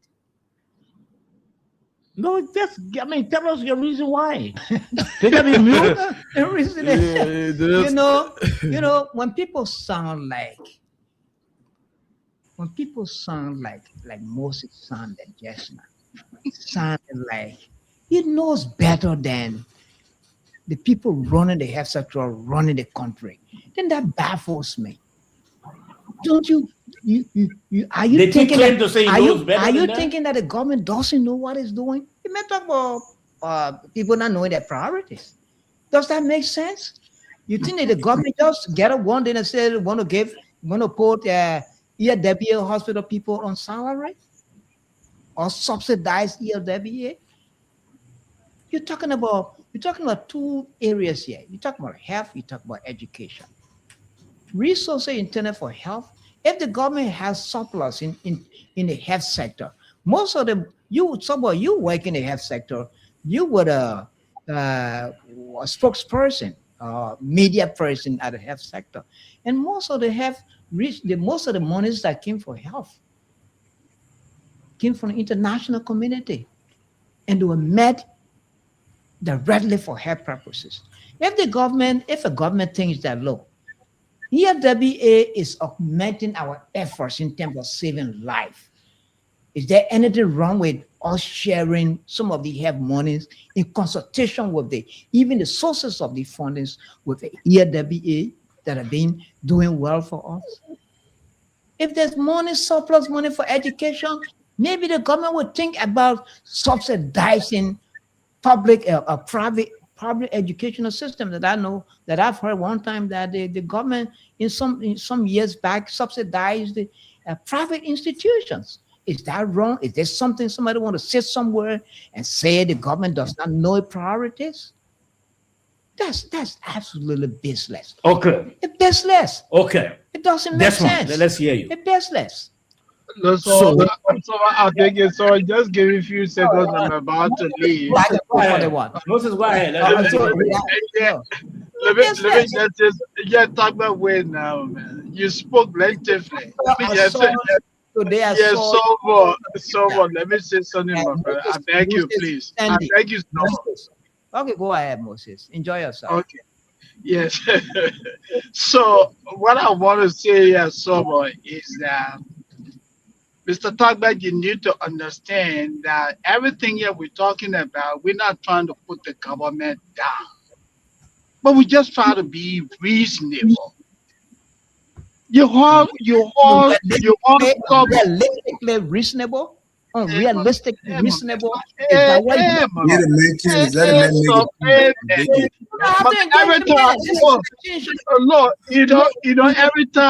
every time I come on this show here, I have to literally educate this man to be civilized.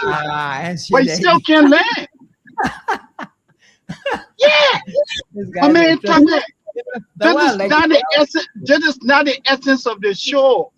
You come here, you sit over there. No, David Tagba, whenever you talk, you come across as very disrespectful to your colleagues. What do you mean about someone sit over there? David Tagba, David Tagba, wait, my brother. Let me tell you something tonight. Maybe something need to be told. And so I bet, if I say anything that will upset you.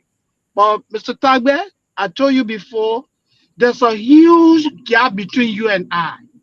And we need to know that tonight. You want to tolerate that? The gap is very huge. Let me just stop there. Let's not get personal. When I speak,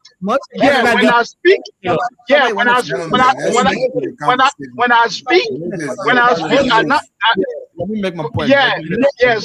So when I I am saying that it is wrong for you to do those kinds of stuff. Like, man, that's not right, man. Don't do that. Make it clear on the show. I know somebody now somebody don't like, but you must be patient, Yusuf. Yeah. You making a point there? I'm making a point that made it clear on the show. That not everything somebody will be saying you like, but sometimes you remain very patient. And whether the person finish, then you can come back. But the person being flat and then you be coming, I think that's a problem. So I just begging you. Let's keep the conversation simple. Yeah. So this is what I gotta say on this whole thing. The decision of the government to have placed over 304 health workers of a private faith-based, well-managed institution on a government payroll, which is a public payroll. It is not, let me be clear. I want to be bit in pieces to talk about this. One, it is not exclusively right, or better still, sorry, it is not completely wrong for a government to subsidize private institutions. It is not wrong. Let me say this. It is not exclusively wrong for a government to support private institutions that are providing public services to Liberians. Now, but this is the thing. EAW Hospital is one of Liberia's oldest health institutions in the country, established since 1965, as far as I can remember. You understand? And that institution, since the date of its establishment, has been fully operational and being managed by what we refer to as the Sudan Interior Mission. So if you see the EAW Hospital, for public knowledge, it is referred to as Internal Love Winning Africa. The Internal Love Winning Africa was established since 1965 in our country by what we call the Sudan interior mission, and the Sudan interior mission all came through the work called charity and whatever. So now, if the government wants to subsidize this institution, it is not wrong. It is never wrong. But this is my issue. This is my concern. Government placed 304 employees on payroll. Now we're still talking about government health workers who are still volunteering in other institutions around the country. Government health workers, not just the health workers, but even the instructors. We're talking about the teachers that were giving some statistical data about 6,190 volunteer teachers in our public institutions. The government managed to place over 2,307 on payroll. You still level over 4,000 plus. These people yet to get on payroll. Now the government gone to what we call private faith-based institution called the Internal Love Winning Africa, EAWA, placed about 304 health workers on payroll. Now, stop it. This is what should interest everybody. A vote of politics. If the government uses taxpayer money to pay private employees, if the government uses taxpayer money to pay private employees, then there should be some level of return benefits. I've been sectioned everywhere, making sure to know as to what else, since the decision was announced and the government took the action, what all the management of that EAW hospital had tried to reduce the cost of services. Nothing has changed. What all they have tried to make some of that services free of charge, since the government is taking greater responsibility of what we call settlements of employees' salaries. That is costing the government over 100 and about 100 and I want to be very clear about the figure. It's over $149,000. Now $149,000. That alone subtracts from taxpayer money going to a private faith-based institution. Where does the country stand to benefit in return? Because our parents cannot be paying taxes. The businesses cannot be paying taxes. Those taxes are meant to cater to the lives of ordinary Liberians. If you use it to settle private-based, institution, then the government should have signed, in my honest wisdom, the government would have signed an MOU of that institution to say, look, since we're going to enumerate about 304 of your employees on our payroll that we're going to be paying, then there should be some basic services that could be rendered to the country free of charge. Okay, I hear you. Moses, do you agree with him? I definitely agree. He's absolutely right. I agree with everything you guys say. Absolutely right. Yes, I agree. He's right. Dave, do you agree with him? Why are you asking me? Why are you asking? No, but you are powerless, though. Yeah, you are journalist, so you need to be. Are you afraid of replies all the time? No, I'm not. Look, I'm one of the courageous guys on this show. A courageous guy. Moses cannot intimidate men with that head. Then you can be talking. No, not Moses issue. Yeah. Desmond, well, whatever agreement government goes into with any institution, I'm sure that there are reasons that are driving those decisions. There's some reason that must have driven the government decision to have included. So you believe that with the subsidies enrolling those 300 plus 304 EAW workers on the payroll, do you think that the fees at EAW will drop? Well, if that were the intention of the government, they would have announced it. So I'm not going to. It is not announced. I'm going to make a guess here, but the government has a reason for enrolling. All right, gentlemen. Let's move on. We have limited time. Let's move on. Okay, like I said in our intro, the Speaker of the House of Representatives, Rachel Cohn, was speaking to his district, his constituents, reporting on his progress and challenges as well.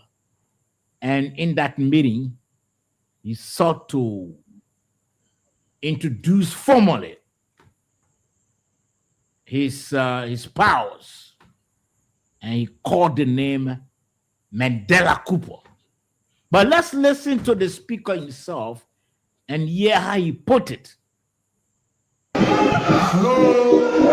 Normally, as a leader, you are always tempted when you're out there. So who don't want your woman side you?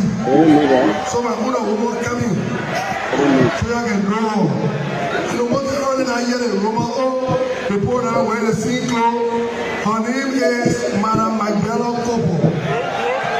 So that's a strange thing. It has nothing strange in Liberia. Yeah, I'm still from nobody. She said she's not stealing me. So that flow. I'm going to be a talk of the week.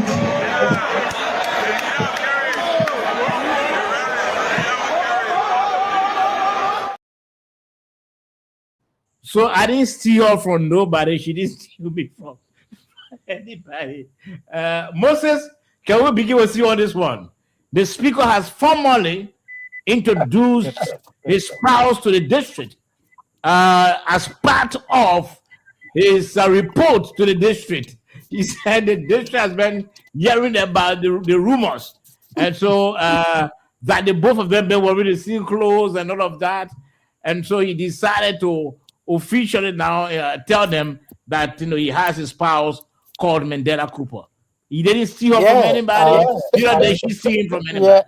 Yeah, I think the speaker has laid the matter to rest because it has been out there. What the speaker's wife did was unusual in our culture. Women don't introduce themselves. But she ran ahead and introduced herself to the public. So now the speaker has laid the whole thing here to rest. But again, this is Richard Coon. Take a closer look at Richard Coon. You will know who he is. He had too many dirt on him.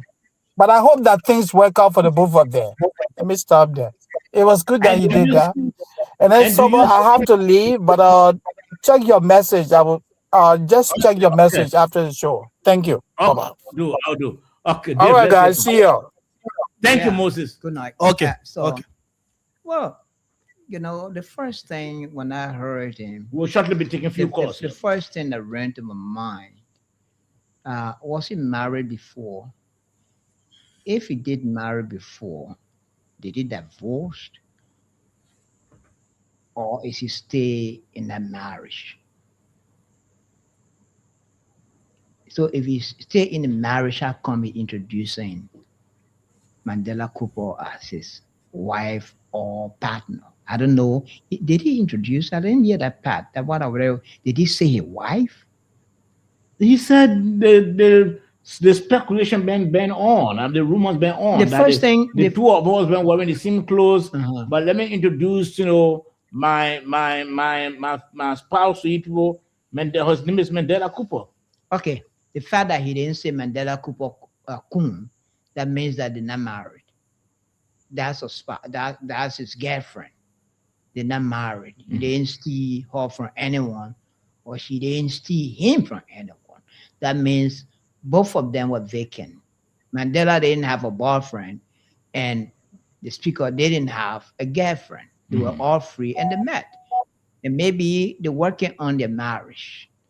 But there was nothing wrong with that, except that if you stay in a marriage and hasn't divorced his wife, and he's publicly introducing a woman as his girlfriend, then there's something wrong with that. Then it is not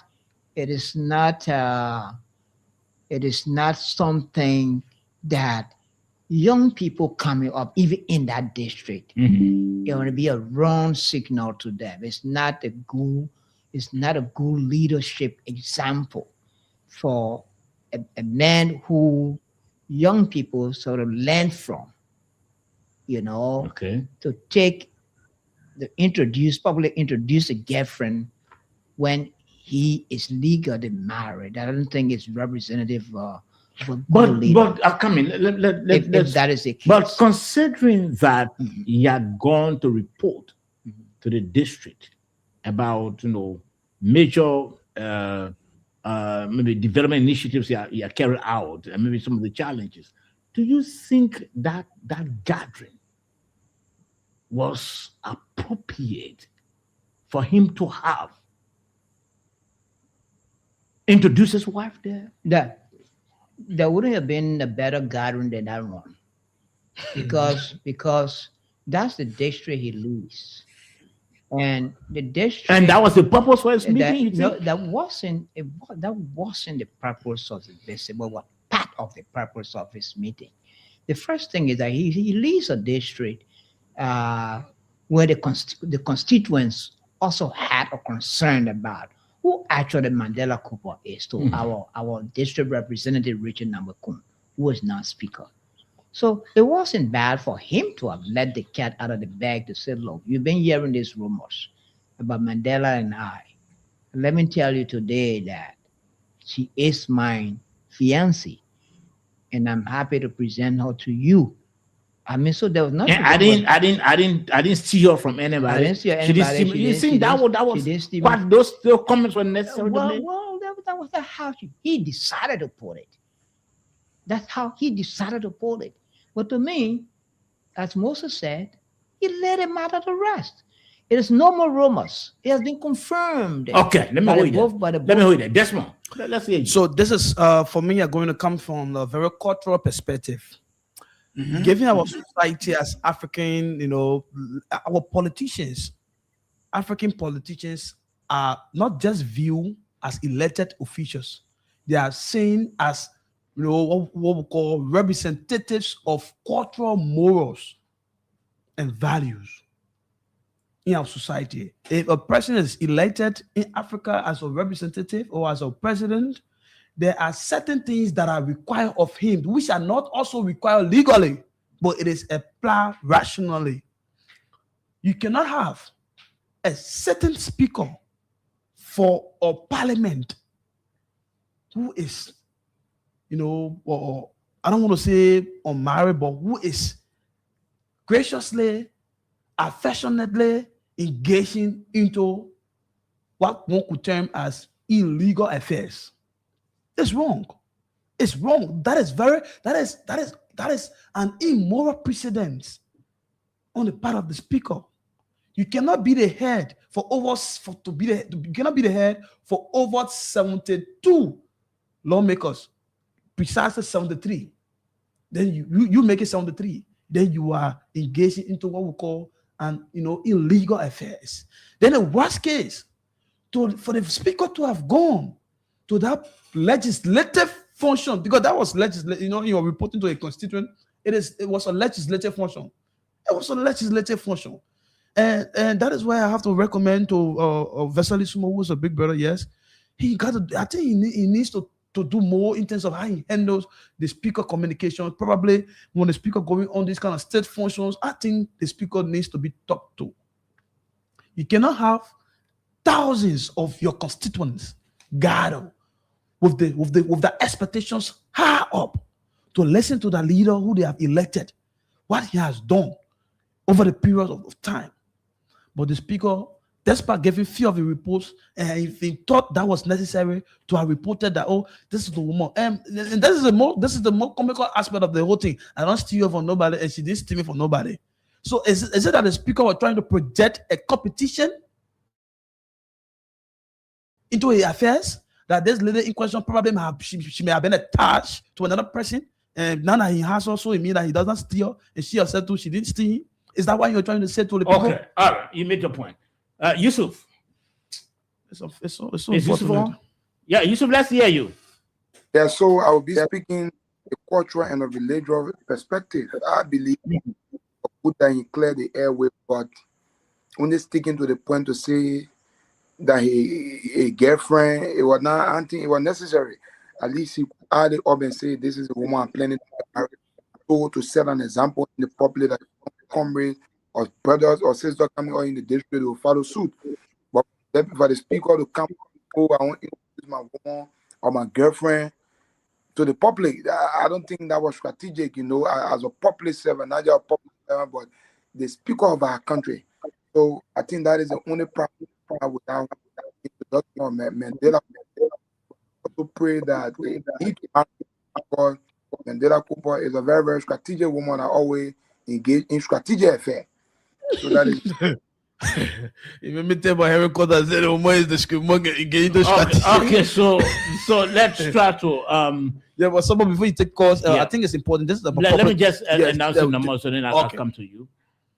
Listeners and viewers, maybe you want to call also 0776 540 987. Only one line we have tonight. 0776 540 987. We are taking a few calls. We've been talking about the president's meeting with Demoya. When the president said Demoya asked him about the situation at the border, we played that video. We've been talking about that. We also talked about the issue of jury tampering that has taken center stage. We spoke about that. The issue of teachers licensing. We spoke about that. What your take?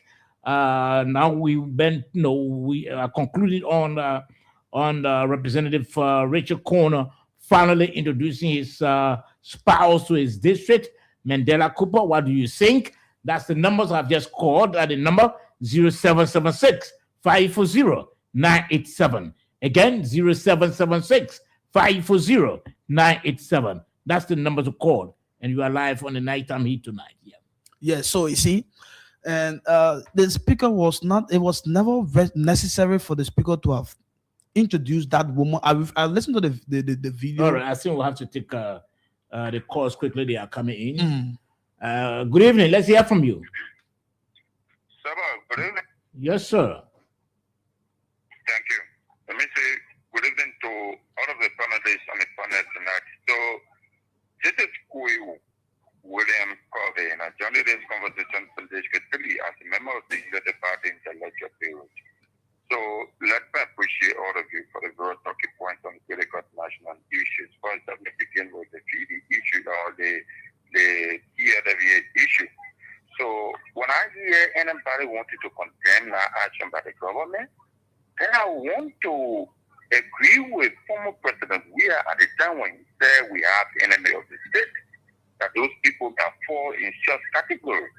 To look at the health sector, that the government say, let we buttress the effort of the private sector. That's why ELW hospital is a private hospital. Look, do you know about the TB hospital too is a private hospital? But why is it over the years the government has been taking the responsibility of TB? Because the hospital strategically located within the center point of Liberia has been contributing and helping other Liberians. So I think for government to come and do same with ELWA, it is not strange, and I don't want any Liberian to condemn this. Okay. So when it comes to teacher licenses, I support 800% because all professions must have some identity. The doctors have a license, the lawyers have a license, right? So why teachers who form themselves as professional or classroom teachers will not be licensed? I support this. So when it comes to the speaker issue, look, these were people, if I on the platform now, people who wanted to condemn Richard Cohn, personal or relationship or affair, they were the one people yesterday when we were talking about one other opposition figure. They wanted to, cosmeticize the entire thing. Oh, it's a female affair, it's a private affair. Why you even go bring it? So there's a Richard Cohn. So when it comes to Richard Cohn, it is not a private affair, right? So Richard Cohn was just there. You say, man, we're on the, on an event to just talk about that. No, Richard Cohn outlined his developmental achievement in the district. And that was just a passing by something to clear the air because these things are being in the airway. And why he said that was, I did not see her for anybody and she did not see me for anybody, was to clear the air that Mandela is not, in affair with anybody before somebody told the speaker taking advantage of a position to jump behind people women. Okay. And so that was the reason why he cleared our air. Okay. So I think the government is on course and the government will succeed. And all Nigerians need to put hands on board to provide their suggestions and forget about criticism. Let this government achieve in the interest of the Nigerian people. Thank you, sir. Thank you very much. 0776 540 987. That's the number to call. And you are live on the Nighttime Heat tonight. 0776 540 987. Yes, go ahead. You are in speech. Yeah, so I don't want to speak in terms of specificity with my brother Kwe, but we for me as a person, I have never condemned the action of the government to have enrolled or 304 health workers on the government payroll.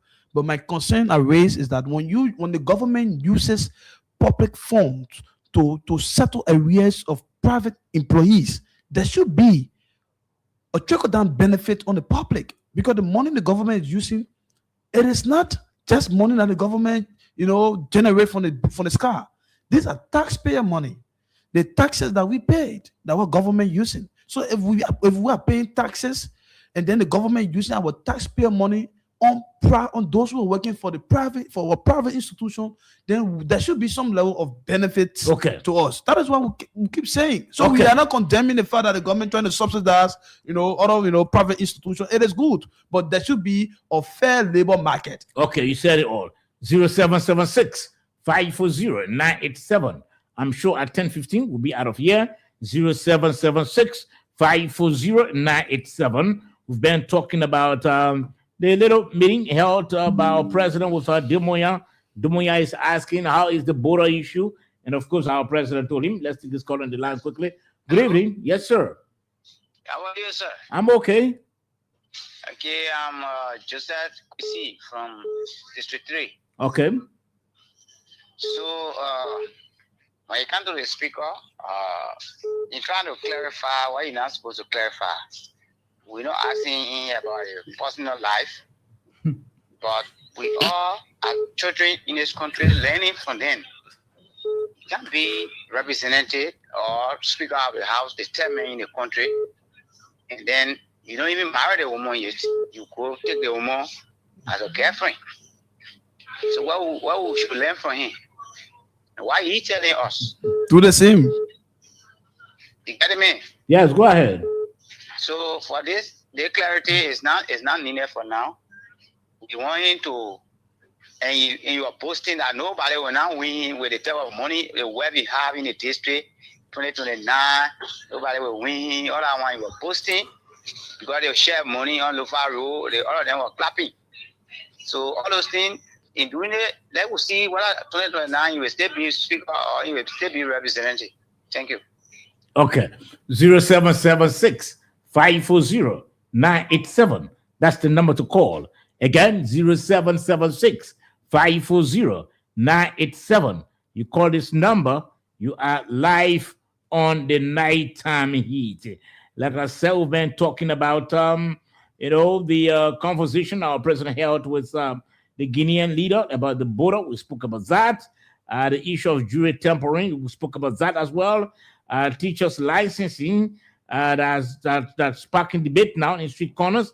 We spoke about that, and then also Representative Speaker Rachel Cohn finally introduced his spouse Mandela Cooper to his district. We also spoke about that. What are your thoughts on those major national issues we've been talking about? 0776 540 987 at 10:15. We'll be calling it a quit. You know that really is now. 0776 540 987. You call this number, you're going to be live on the program, The Nighttime Heat. Again, 0776 540 987. It's a 10:11.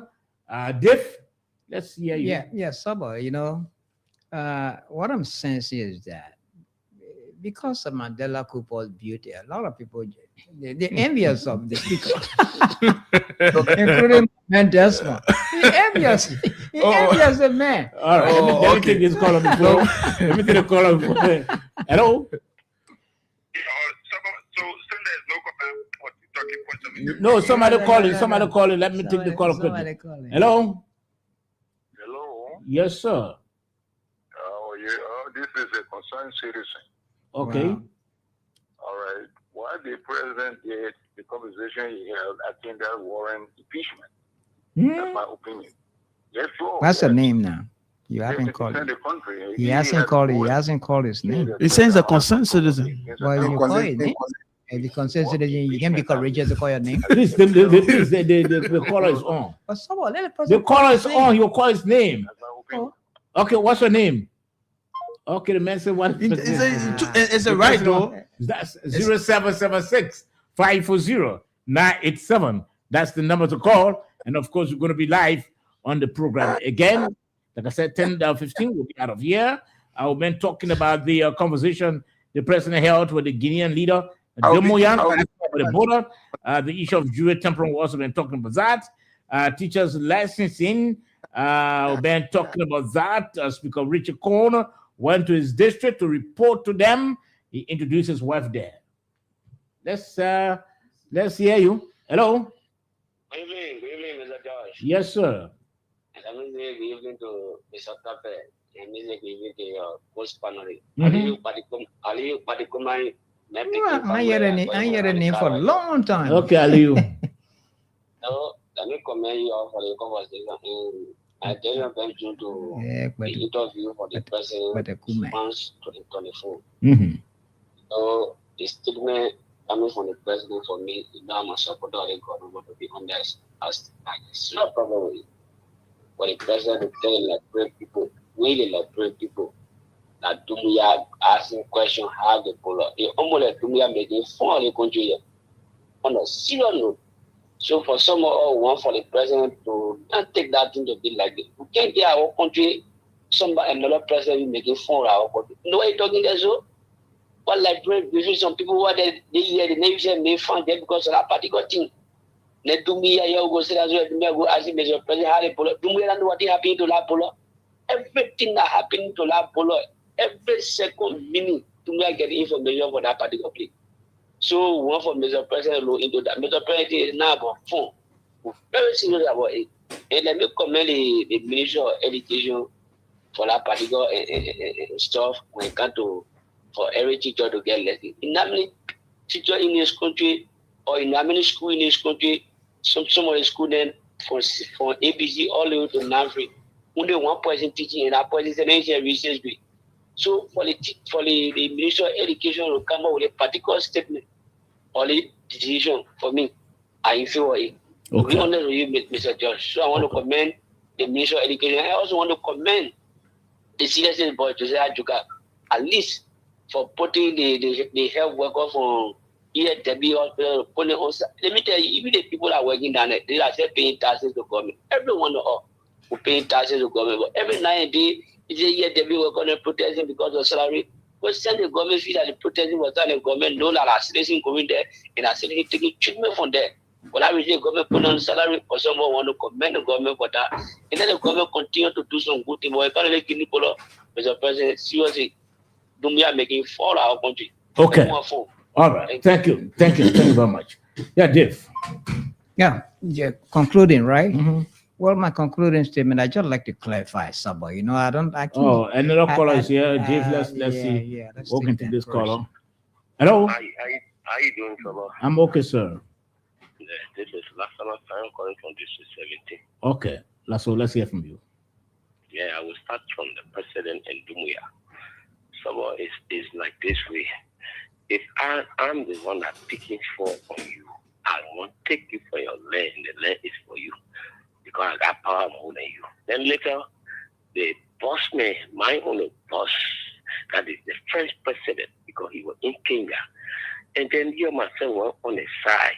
Then I talked to you. So, my man, let's talk about what happened between us there. And then come outside now publicly and come ask you, why you expect someone to say? Someone will say, but then that is, everything is going on fine. You know? Yeah, it will be that way. Because they all were there. And as somebody they go with, our French president was there. Then we come to the doctors, the nicest at the hospital and PV hospital. The government is right 100%. Somebody saying no benefit for the Liberian. The benefit is there. We need it. So in case those people couldn't make it at all to pay those people, you think they will be there working? You see, all the time, the nicest at CB, the hospital, they're always getting in a street protest. So we don't want it that way. So this government here, we pray so that they can succeed. So those are the things government can do in favor of the country. Instead of taking $25 million, you say more exercise, you take it, you go do it on your own. You take $11 million, you say you carry it to raise the red buyer there, then you take it carry on your own. Those are not important. Then somebody talk about Rachel Kuhn. But why Rachel Kuhn should introduce a woman? Rachel Kuhn, the woman, Mandela Cooper, a lady from Senegal, was on one of the radio stations, Ida Spoon, complaining that that woman was behind her husband. And later somebody came to clarify. He said, is that wrong for Liberian men to tell Liberian woman? It's good. It is not bad.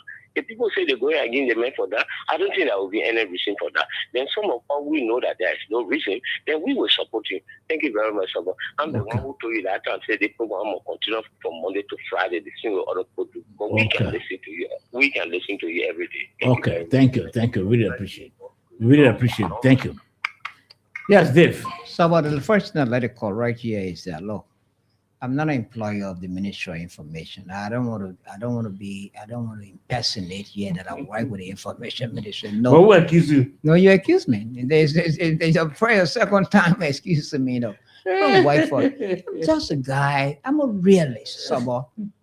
And I see the truth because I'm a nationalist. I was just kidding. I didn't. Sabo, I'm a Liberian. I love my country. So I elevate and promote the positive things and not dwell on negativity. When the thing is white, they call it black. When it is black, they call it white.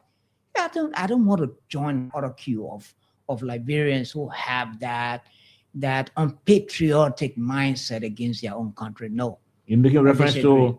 Are you making reference to Moses? I'm making reference to the Moses. I'm making reference to Desmond. That's why they get your party comment. I want my brother to finish before I conclude because he is always known for disrupting. So Moses, David Tabwa, what you done? Okay, I'm done. Okay, good. So you have to justify until you tell us whether you still work at the Ministry of Information or not. But this is it. It's great to have these kind of conversations, and to all of our callers, especially those of whom who raise concern about our analysis on the government decision to have, placed over 304 employees on government payroll. Look, it is not a bad thing. It is never going to be a bad thing that in other countries, government subsidize, private institutions. That is on what we call, public-private government partnership. If you follow what we call public-private government partnerships, where in government and private institutions collaborate. But what I'm saying is that if the government wants to collaborate with private institutions, there should be a trickle-down impact on the ordinary Liberians. Because, mind you, there are still over 4,000 volunteer teachers who are yet to get on payroll. But the government has used over $140,000 to enroll those health workers on payroll of the EAW hospital, which is a great thing. Now, we know how cost intensive are the services at the EAW hospital. Now that the government, and the reason why management, sometimes we see when things are done in a way done, it means that it is taken into planning. Services at EAW hospital have been so expensive. Now that the government is coming out to pay these health workers, will the fees of those services be reduced? That is the question we should be asking. Now that the government is coming to pay those health workers, will the fees for operations, will it be reduced? It should reduce, of course, because the reason why the fees have been on an increase, it is because that it's part of that fees. They have been taking money there to pay employees. So if the government is taking greater portion of paying employees, then the reduction of those basic health services should reduce. But up to now, the services are still the same. So is it a fair labor market? That is where I'm coming from. Is it a fair labor system to the Liberians who pay in the taxes? The government needs to look into that. Okay. And then let me close on this. The issue about those who say, the men won't clarify the air, the best time for the men to clarify the air is the man is a certain speaker. Let the speaker go and do the right thing. Go and pay the woman direct. If you marry the woman, you come out to your district and report to the people. So look, this is my legally wedded wife. These are the kind of descriptions that people expect from leaders in Africa. We don't expect people to still engage openly, especially popular leaders, to engage openly and affectionately in the illegal, unauthorized affairs. Okay, Desmond, let's hold you there. Yusuf? Yusuf, your parting comment. I think my parting comment for today, we want to say to all of the callers in our listening, this is our country. It is very, very important that we come all here to make recommendations. We believe that when anything goes wrong in the country, it will affect every one of us. When tin prices drop tomorrow or after tomorrow, not only people benefit, even us will benefit from it. Our issue with the border issue, the government communication arm got to be very, very clear on what is unfolding over there. The government are not very, very emphatic, telling people the truth. That is the reason there are so many concerns. Other people believing there is something under their sleeve that they're not trying to bring to the public. And lastly, like my brother Desmond have just said, nobody is against Rachel Kuma, but we believe as we later traditional people, you will not be introducing government to the public. Go and or Darren introduce. All right, gentlemen. Yeah, Western world. La brother Western world. Way back. La brother Western world. Thanks to all who have been tonight. Western world. Thanks to the entire crew. Someone George Manila. Have a pleasant. You already spoke. Have a pleasant dream. Nobody remember. Anyway, good night.